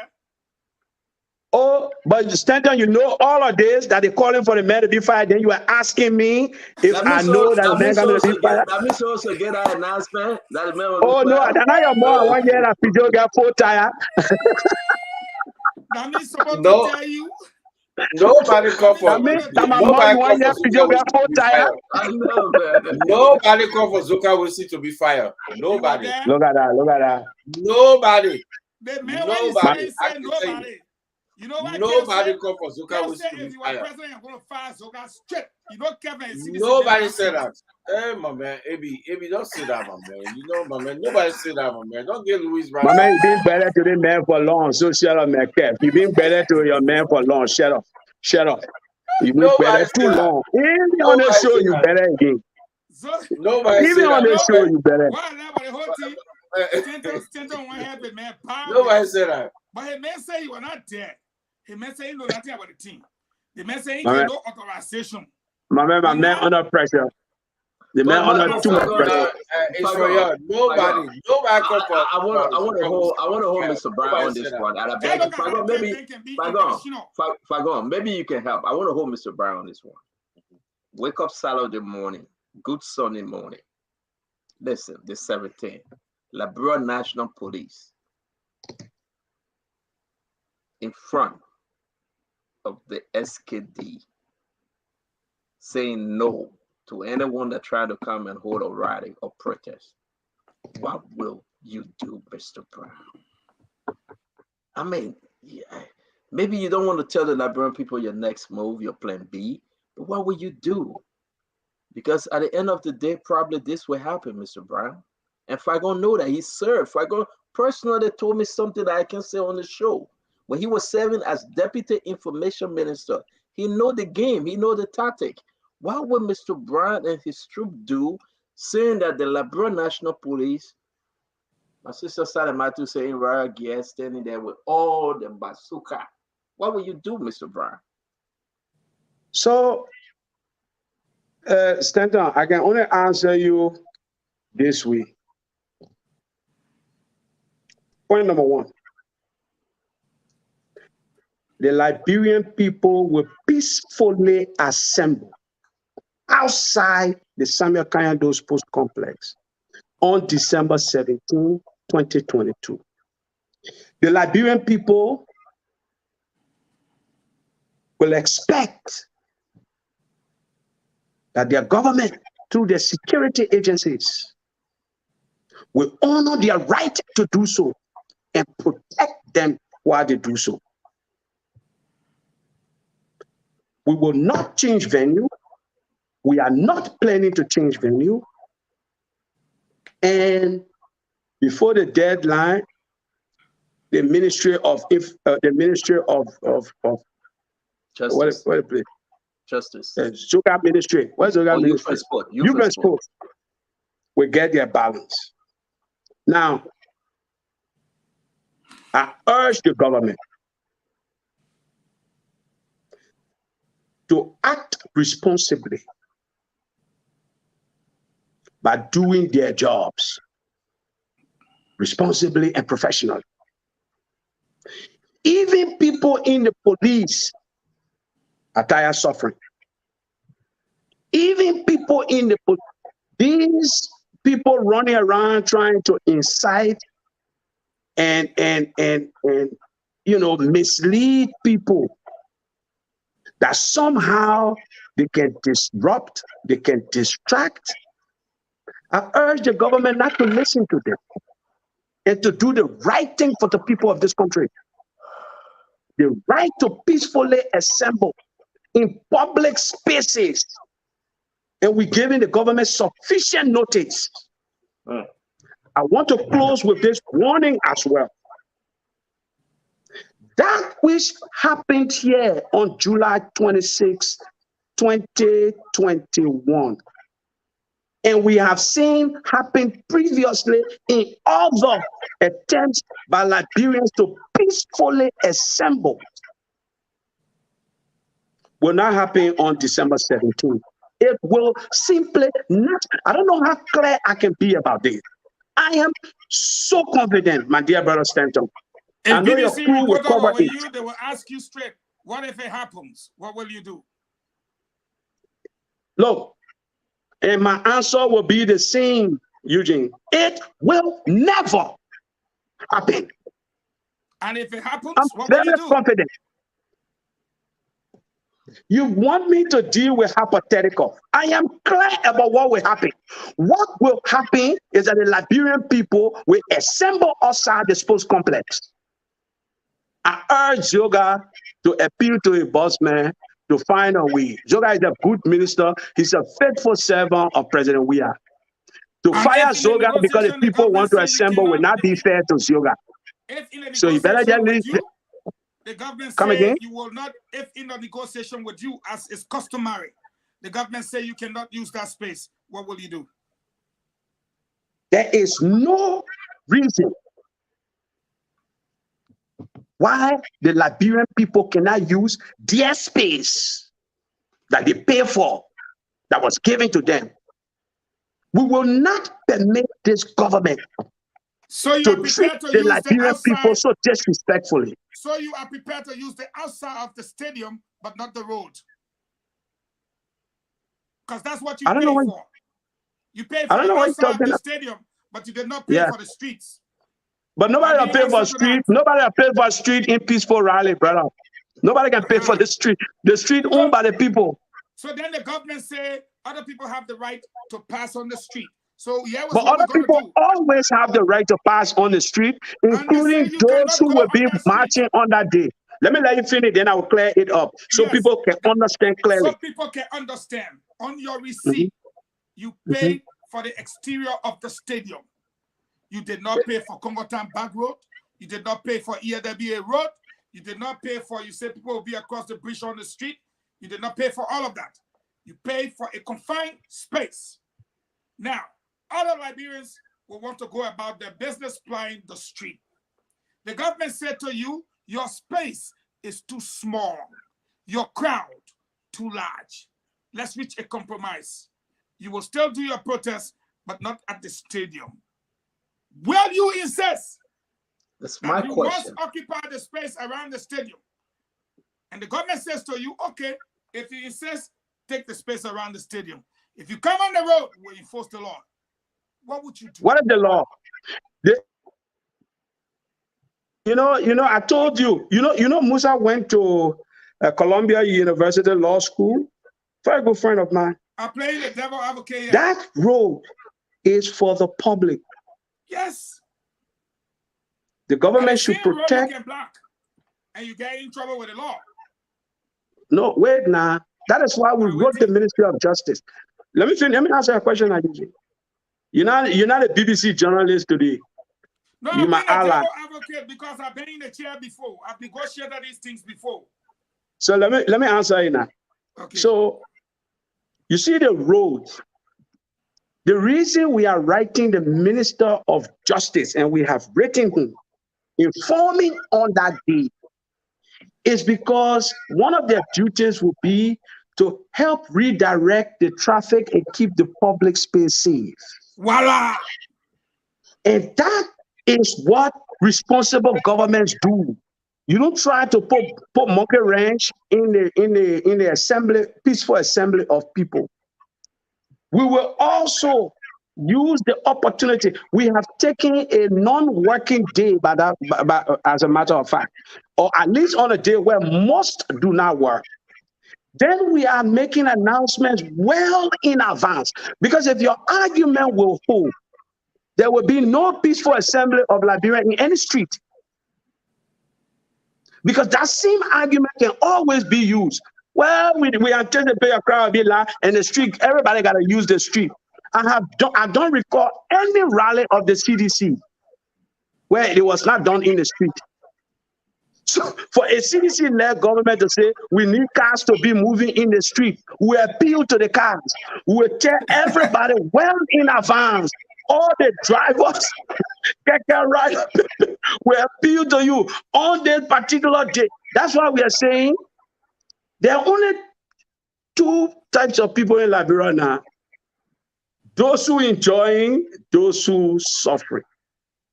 Those who really suffering, entire suffering, they rally for them. It's a rally.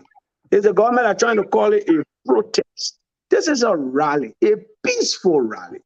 We intend that it will be peaceful. We will do our best to keep it peaceful. And we will encourage the government to protect the people so it remains peaceful. The government has a duty to also ensure that it is peaceful. So we appeal to everybody. We give people notices in advance where people will gather, where they will be moving from, so people can act on that one day to make sure that the inconvenience for the betterment of all Liberians is good. So on one day, on a non-working day at that, if people will encourage everybody. But if we allow the government to tell us that, oh, if you put people in front of the stadium, then on this road in front of the stadium, that's a problem. Then if we put people on the road on Broad Street, that would be a problem. Then if we put people on the road in front of ATS, that would be a problem. Then if we put people on the road in front of Nukuta football field, that would be a problem. So putting people on the road cannot be an excuse for why we must cancel a rally or cancel a venue. Or because the number of people too plenty, it's not a reason to cancel this rally or this venue. The only reason the government wants to put us away from that venue is because the government is scared of the rally itself. So, yeah, but man, I have to go eat my dinner. Yeah, we have to wrap it up. Yeah, wrap it up. No, you can go do it. You can go do it in the ANC room. You made the people laugh because our kuku jumuku, you can't spare yourself. So let me tell my team. That was my time after Salamonti, that my time.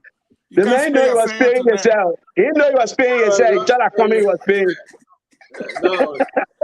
Okay. You see, me want to do it to me now. The reason why I don't pay homage to this TRC report is because to me, I enjoyed the fact that they were able to attempt to do something, but I know it requires further and extensive work. It is incomplete, completely incomplete, in my view. I send you a list. My early name is number 12 on that list. But if you look on that list, number 2, Rana Kopa was with the board of directors of LPRC in our government. Toga Gateway McIntosh was with us, if you look on that list to number 4. If you look at number 14, you will see Kabina Janet, who was the then Chief Justice, not Chief Justice, Associate Justice. If you also look at number 13, the current EU ambassador for our government, Isaac Nyinabo, is on that list. If you look down further, you will see the Superintendent of Grand Jide, Kaji Fale. That's why I don't go after other people. Oh, you want the list? Because there are plenty to, people there. But I want to say this to my friend and brother. For me, I got upset with your brother, D. Zoga Wilson, because he carried out, in my opinion, what was the Coca-Cola response. And Kumis know very well what Coca-Cola response is. If they shake the bottle You have to set it down and let it set. If you open it, it will foam. And I've always told them in government, oh, so I can get a place to the people. You even wait no time. You let Stanton haul you just like Buka fish. You can't on the platform. Then you can't on the platform. Then Stanton my man, I told you that man, my brother or Eugene. And to y'all in the accident, I didn't know who all get hurt there. But, you know, and now the seditions are angry. Very, very angry. Like how some of the people angry with Kev having an ear to net. But he said, but why you can be put in for earring and tina? They wearing it to net. You see, that's the problem. Zoga, you can't say you sedition, then CDC asks for the play, you negotiate, you lead and travel, then Louis Brown, you and he were in the accident together, that your brother. You see nepotism, Kev? Look at that, look at that. Nepotism that you can talk about? The man took the place, denied CDC, and gave it to his brother. That they can't wait, but they were in accident, they did everything together. Because our his brother, he get a place. He forgot about his party. That's why stop putting Zoga in trouble. That's not true. That's not true. Stop putting Zoga in trouble. That's not true. Your motto bar. Stop putting him in trouble. That's not true. That's not true at all. Zoga ain't pay time offering him a church. I will tell you to call you to pay time. So, okay, on a more serious note, and I want you to take this from me, Stenson, as a player and somebody that was in the room. But that's why I was angry with Zoka, because first, let the information arm handle this kind of crisis. Second, there's a way to get around this crisis. All application, not application, but letters that were written for the staging of protests got to the Justice Minister. He will call the organizers of the protests, and he will assemble a government team to meet with them to discuss their protest, because it's a constitutional right. And I'll be frank with you, it is the question you see me asking you, if you don't face it, carry me on a beach and get me to the Niji. Because they definitely I've been involved in it many times, Eugene. I've been involved in it many times. We're ready for it. How many persons coming? What route will you be using? Will it require security forces? Because if you say you're going to be peaceful, depending on the size, crowd control is of essence. Because the crowd is going to be large, the fire service will have to assemble. The ambulances will have to be brought forth. Every protest is costly to the government. So not only the cost, but the government wants to ensure that its paramount function to securing lives and property and protecting the state is carried out. So you must assemble to negotiate with the government on how it is done, not whether it is done. And we're ready to do that. The organizers, sometimes they see reason with the government. The place that doesn't work, as in the case of June 7th, and I will remind you for your record as I close, Stanton Leke, you can come out to me. You did not say you were carrying fire to the Capitol building to go point.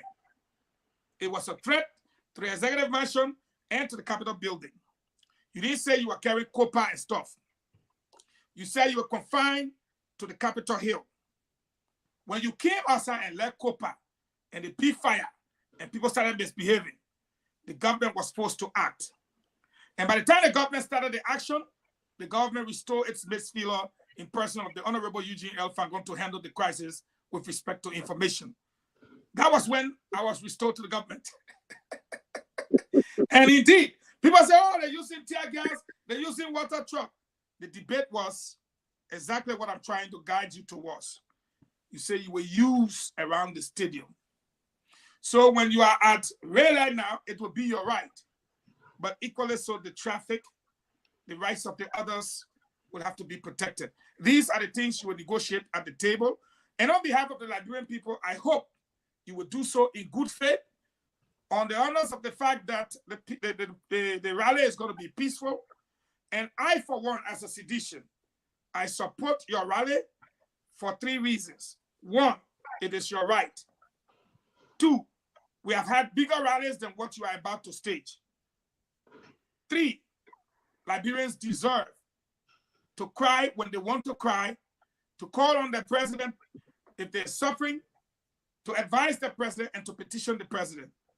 What has happened in recent times is not new or unique to any party or church or religion. It's true. Yet a release came out yesterday, Stanton. If you look at it, me and you were laughing about it, you were doing your mouth thing to me. For me, I'm a politician. Right now, Liberians are paying $18.60 to $20 for a bag of rice. Who forced you to come bring release us out for $17.50? Who forced you? The people already paying $20 for the tea. You can't leave it. Go and divide 2008 by the rate 150. But you want to say you increase the price of rice just to piss them off. And so on this note, I would say they have the right to cry out to the president. Despite who's leading it, whether that imam, whether that pastor, whether that CPP, it is their right. And let me assure you, unless otherwise, I believe your rally will go on. Thank you. Thank you very much, Mr. Fagon. Now, my closing video. Honorable Louis, can I ask you a favor before you go tonight? Yes, sir. Yeah. Salimatu says she is a member of the Liberty Party. Can you ask her whether relative fashion or normally? After well, I don't want to be your business, dude. I don't want to be your business. Mr. Brian, can you so do your don't mind using me. Just looking for force on you. The same way he used Kev, he think he can use you. Don't mind. Mr. Brian, can you do your closing? The same way you and Soga have it in the car, I have 40 on the feet. We're 42 brothers. So you know, one of the things I can enjoy about this government trying to cover their tracks. You know, so the first thing they did, by the time the rally story broke, first thing they didn't write us. They wrote CDC to say, we deny you use of the state. I just boss us. I love it. It's small children. So there was we deny ourselves the use of the government deny CDC use of the state. Look, we will not fall for these childish games. It was an attempt to cover up, and it was a failed attempt. You and I know if the CDC were confident that they can hold a rally to SKD, so that will not even, I bet you they will not even pay for it. So that will give it to them. That whole scheme was to cover up to say, but they're not you alone, we deny CDC first. And that's it. By the time they said they were denying CDC, they had already confirmed us, but they were ready now to back down on the agreement we had with them. So their way to go at it was to say, oh, we deny CDC too. So that game will not work. It will not fly. That other hope will not catch any fish. We're very, very clear. We're going, we will assemble outside that stadium. I pray my friend and brother does not get fired because of it. But even if he does, I hope he will see it. Maybe he's just in the wrong place with the wrong crowd, with the wrong type of people that are intolerant of Liberians. And Zoga knows we struggle in this country not for people to be doing these kinds of things. Zoga knows that. Zoga knows that. Zoga is a progressive. He will not allow, of course, job in there, but I don't think Zoga, deep in his conscience, will permit it. And like you said, they force him to the show to go take responsibility and push him the way they push him. I'm sorry for my brother, but the reality is we will not change. We will turn out there. Whatever that balance is, we'll pay it on time. Maybe they will not receive it. Maybe they will not want to accept it. Maybe they will not want to give us receipt. Maybe they will fire the financial people. I hope they don't do that. But to get better, there must be sacrifices along the way. All of us must be ready to make some sacrifice. So, using that letter was just a PC attempt to cover up, and in our mind, we just laugh at it straight. We knew what they were doing. These are all inexperienced people. We just laugh. So let me close by thanking all of you. And every Liberian listening to me, December 17 is about you.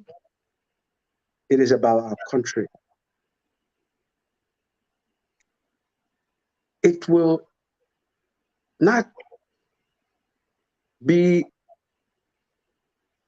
about destroying what all of us have fought for.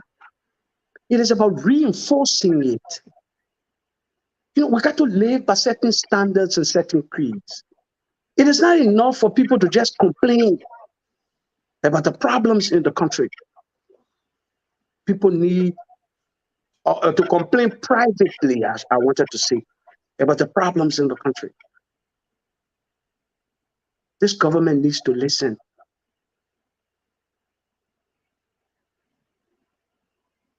The CPP, under Mr. Cummings, by the duty of the Constitution,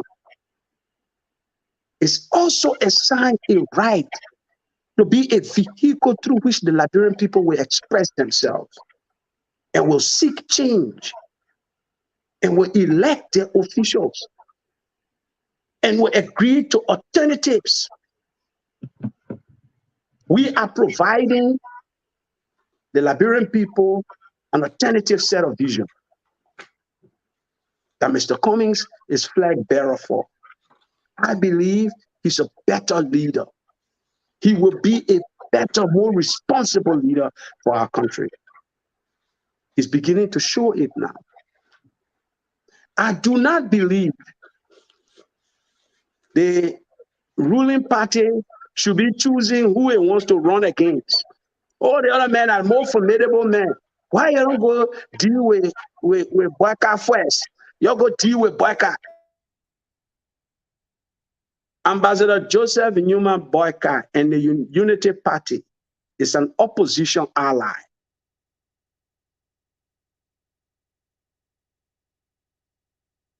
We will continue to engage. We will continue to work together on common grounds.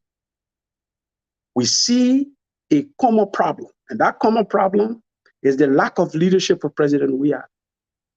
And whether you call Ambassador Boyka formidable, hoping to split and distract, our focus is to beat George Weah like an old drum for his failed leadership, for his lack of leadership. Sometimes when you say failed leadership, it'll sound like he even exercising leadership.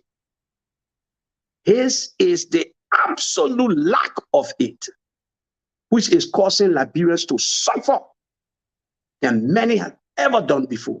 In fact, one other guy call it play leadership. Time for work has come.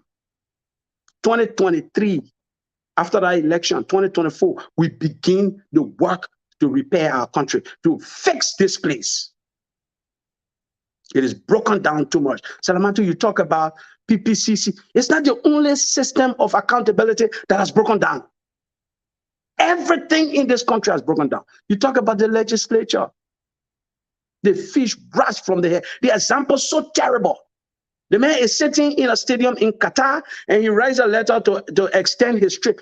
Imagine a serious president doing that, traveling and not knowing how long he's going to travel for. And part of the letter was a pack of tissues and lies about France having this. And they act as if people can't go on the simple internet and Google. You insult Liberian intelligence while they are suffering. How much do you think Liberian people should take from you?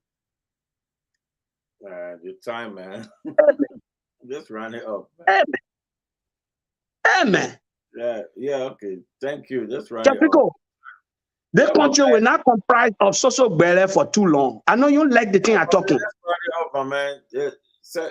I gotta go for dinner somewhere, my man. Just round it up. I know it can hurt you when you hear people like all talking. I know it can bore under your skin. I mean, let me finish now so we can cut it off. Let me finish now so we can cut it off. That's 0 votes. It will have me. Then you got nothing to worry about. Then let's all go demonstrate peacefully now. Oh yeah, you outside the stadium. Thank you. So honor that right. But you have your right to do what you have to do. But the time, my man. Thank you. and we'll do it. So Hungry, my man. I invite Stanton, thank you. You're doing so much work. You're helping our Liberian people understand.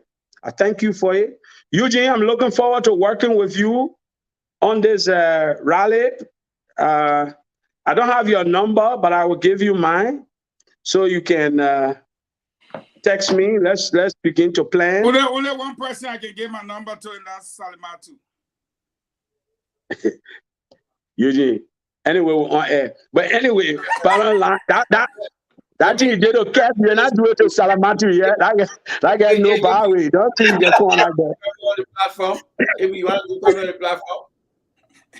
Maybe you want Cap, the owner better. So don't think you can do that thing to get it. I get it. So, Mr. Brian, do you want me to share your contact with Eugene? Eugene, do you want me to share your contact with Mr. Brian? All right. Please do. And thank you again, guys. Keep up the work. My appeal to all Liberians: if you enjoy, don't come out on December 17th. If you okay, don't come out on December 7th. If everything all right with you and your family, don't come out on December 17th. This rally is not about you.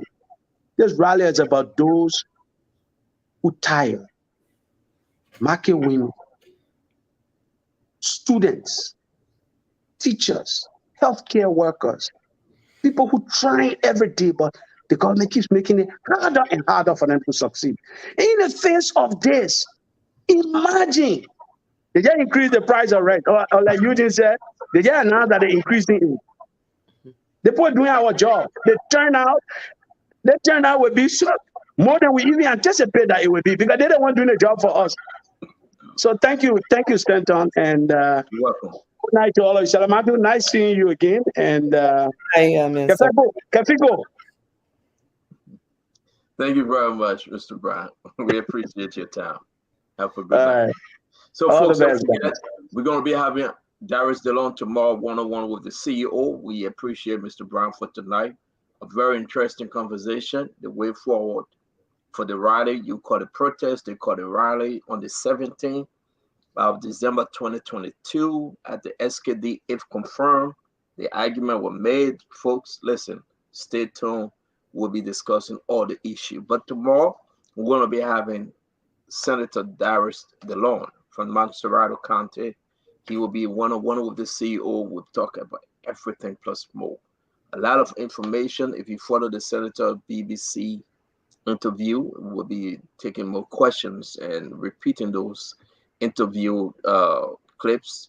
We'll speak about Liberia and want to invite you tomorrow. It will be 2:30 Eastern Time, America, 7:30 United States time. Liberia time, 7:30. Folks, a wonderful show, and thank you for joining us. You have anything to say, Salamatu? Thank you again for day number 2. Thank you for joining us. We hope you can continue if you can. We don't want to put you in a situation you can't handle, because right now, Fagon is, I don't know. No, thank you for having me. Don't worry about it, Mr. Fagon. Thank you for having me. We're not hearing you, Fagon. You on mute. Fagon, we're not hearing you. No, y'all won't be having y'all with a friend on the show. I knew, she knew. I say, see all these people that came back. Let's be friends. Boom. Then they got problem with it. No problem. Yeah, we friends. We just come in. We are the newbies. Anytime, anytime. It's about Liberia, and no matter what party some of us belong to, it's about Liberia. I remember. I believe you are with the Liberty Party. I'm with the Liberty Party. Don't ask me who, how, what. No, I didn't ask you. My party. We will fix our different issues. But I'm a party. Okay. All of them, I like all of them. She will tell me behind the curtain. No, but I remember when the last election, I actually campaigned for Ambassador Joseph Boyka. I was not a member of any party, and I campaigned for him. And I remember the day the results were announced, we were leaving one of the situation rooms. And when I got on the road, a lot of the young people, they were celebrating on the road. And for the first time, I didn't feel scared. Because, usually you see the young boys that come on the road, you start panicking. But they were happy. And for a minute, honestly, I just felt like, you know what? They're happy. This is for them. They were happy that, Josh, we are one. So we're kind of optimistic, some of us, even So, Mato, I know we way all of time, but let me ask you yeah. seriously. And Fagon alluded to that. You really want to see the Barker Comics ticket to seal the deal, like the opposition saying? Do you think it will ever work? Would there ever be a Barker Comics? I'm not talking about, oh, we will be happy together in round number two. Talking about now. Well, what was your take on that? Seriously, you are fundamental grassrooter when it comes to opposition. What's your take? I am a member of the CPP. However, we're split. However, we're turned upside down. And I have to say that it's like you're in a house where right now people are disagreeing. But I am hopeful. I may be wrong, and if I'm wrong, so be it. But I'm very hopeful that the CPP with Mr. Cummings, with Mr. Boyka, with Musa, with Dylan, with Yomli, they will come together. Okay. I am hopeful they will come together. How they decide who has the ticket, I mean, that's internal. But I believe they will come together. There is a need for us to come together. The opposition is split.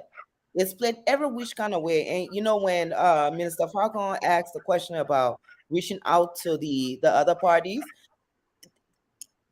I was embarrassed because I'm like, this is supposed to be the opposition. All of us supposed to be on one side if we're crying and saying that the Liberian people are hurting. We supposed to be on one side. Nobody's supposed to be trying to reach their friend. We are supposed to be on one side. But nevertheless, sometimes that way can happen in family. We start fighting, small thing here and there. I'm still hopeful that we have time. We don't have a lot of time, but I'm still hopeful that we have time that we'll fix it. Men like Captain, I mean, they get nervous. You talk about community getting nervous. Say the man got 7% vote. What in it for you? Then you jump to Ambassador JMB. What in it for you? Leave us. We will fix our problem. We got a lot of work to do, but we will fix our problem because the most important thing is Liberia first. And believe it or not, want to see Liberia move forward. We all want to be able to go home, enjoy ourselves, and live. So I'm Thank hopeful you. we'll come together. Thank you very much. And I know we'll be having a very decent conversation on the way forward for CPP or the opposition and that of the CDC. Again, we want to say thanks to you. And as always, you're welcome back. I know whenever we're doing the schedule now, Fagon would like for you to come when he's appearing. So I know I will be having a very difficult time. To be Fagon? honest with you, that's the only time I show up. Yeah, he's here. Fagon. I'm under no obligation to show up.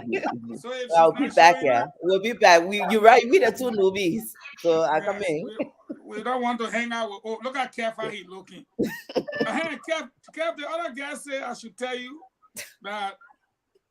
What are you looking out for? I ain't say be man now. Go hustle your own thing.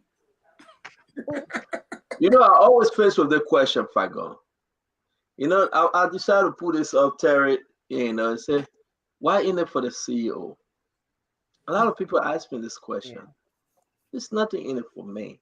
It's all about Liberia. It could be the George Manawea or the opposition. All I'm asking every political leader, they should do the right thing. It should be about Liberians. People that are suffering, people that need to be elevated in their environment, a better community, good schools, after school programs, good clinics, good healthcare system, good education. If you talk about skill labs, computer labs, and everything, good pay. Let me make that $500 if you give me the minimum wages that I can buy my 1750 back around my 25 kg and be able to pay my children's school fee and transfer myself to work. Good governance. And these are the things we're just asking each and every one. It's not a big thing. I'll go back to the Mr. Sam Jackson book. You know what Sam Jackson said? That book, rich country, but poor people. Rich country, but poor people. So I mean, it's just good for us to just. It's not about me. You have folks insulting me, saying this. It's okay. It should be about the Liberian people. It's not about me want to be any political leader in the country. No, it's about encouraging those that are in the lead today to do the right thing and to help change that which is broken. And so, Terry, to you, that's all I'm asking for. I'm fine.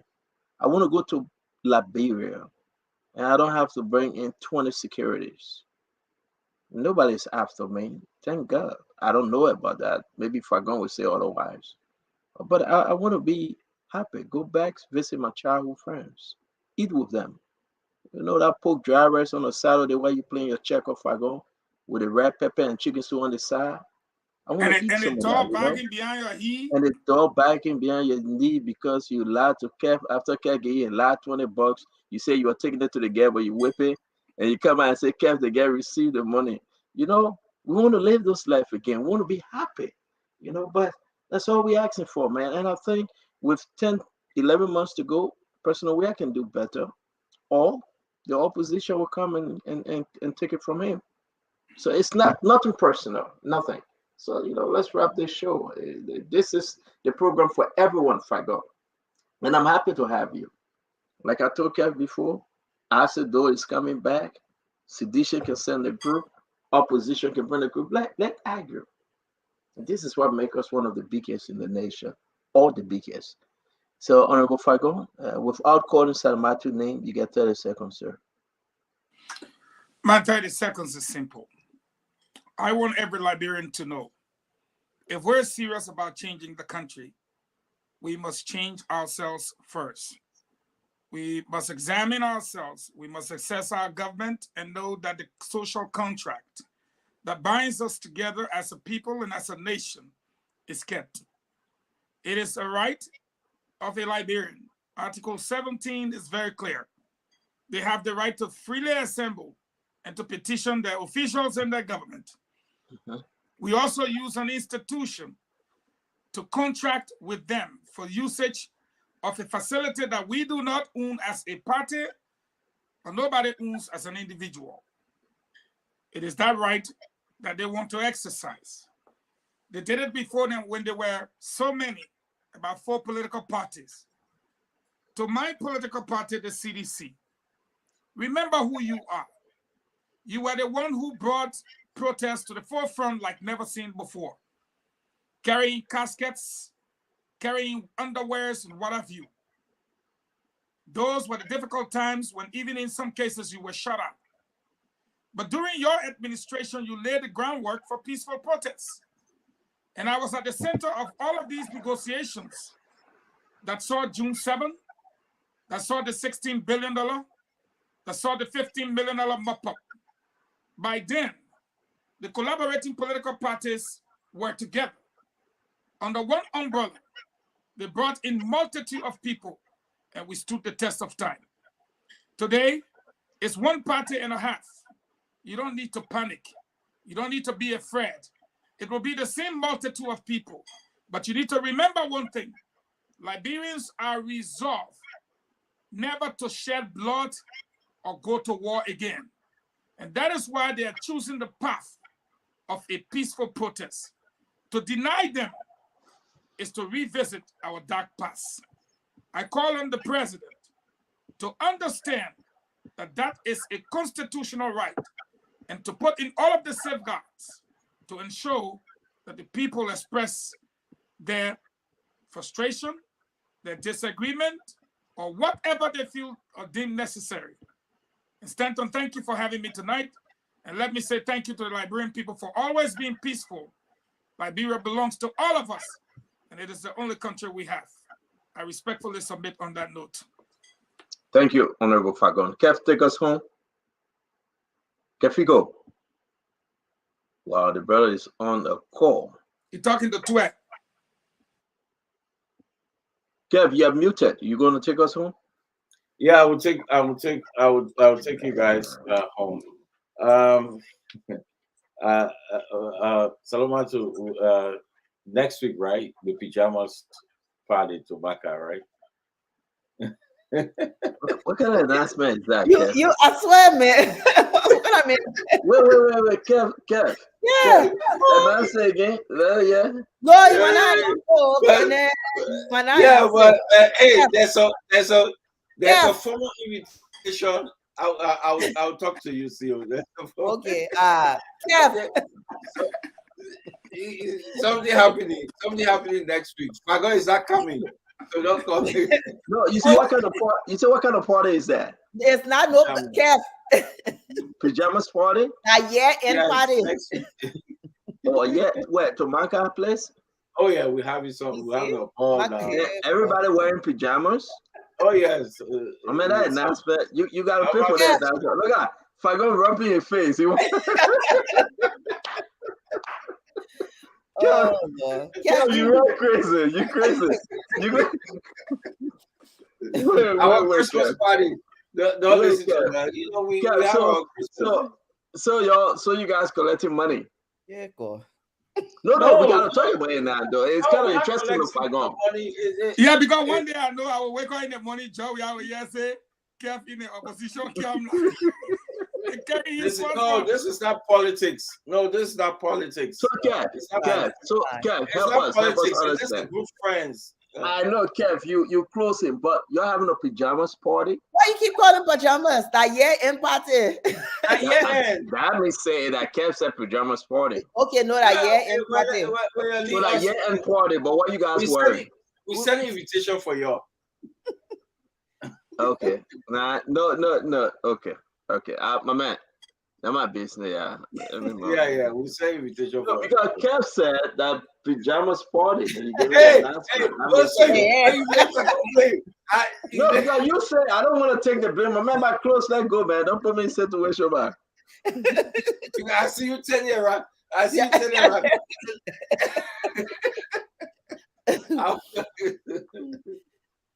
That yeah, in party. Yeah, in party, friends. Gonna have a you know what, sometimes you it's better to Minister Pastor, you are invited. Let me say this to you. No, I'm not coming because I already in trouble now. Let me say this to you, right? The issue is that we shouldn't follow Kev. Kev is a long home. I forgot that Kev is a long home. I'm into this party thing. Kev, man, that's a bad announcement. Don't give that announcement on the show again, man. It's a selective few.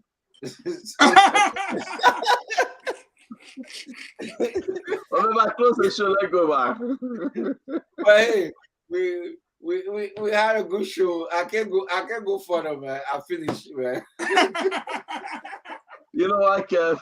That's a good setup. That's a good setup. But I want to say thanks to everyone and you guys. Our regard to Malcolm, and I know she still setting and still doing her thing. We wish her well. Let's meet again on Monday, but we'll be here tomorrow, 101 with the CEO with Abraham Darius alone.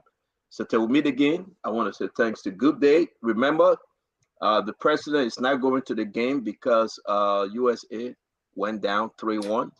Argentina beat Australia, so that's a beautiful thing. We are happy that the game is over. President Weah will be home shortly after I think he's in Miami tonight or early tomorrow. Then they will go for the Biden Summit. We wish them well. Fagon, while we're leaving though, anyway, let me wait for money. I'm having a change of thoughts. I'm speaking to different individuals. And I want to leave this with you. Maybe you can help us, right? Someone said it wouldn't be right for the government to put sanction on the Liberian government, for the United States government to implement sanction while the president is on his way to the United States to carry out that sanction on the 9th, which is next week, Friday.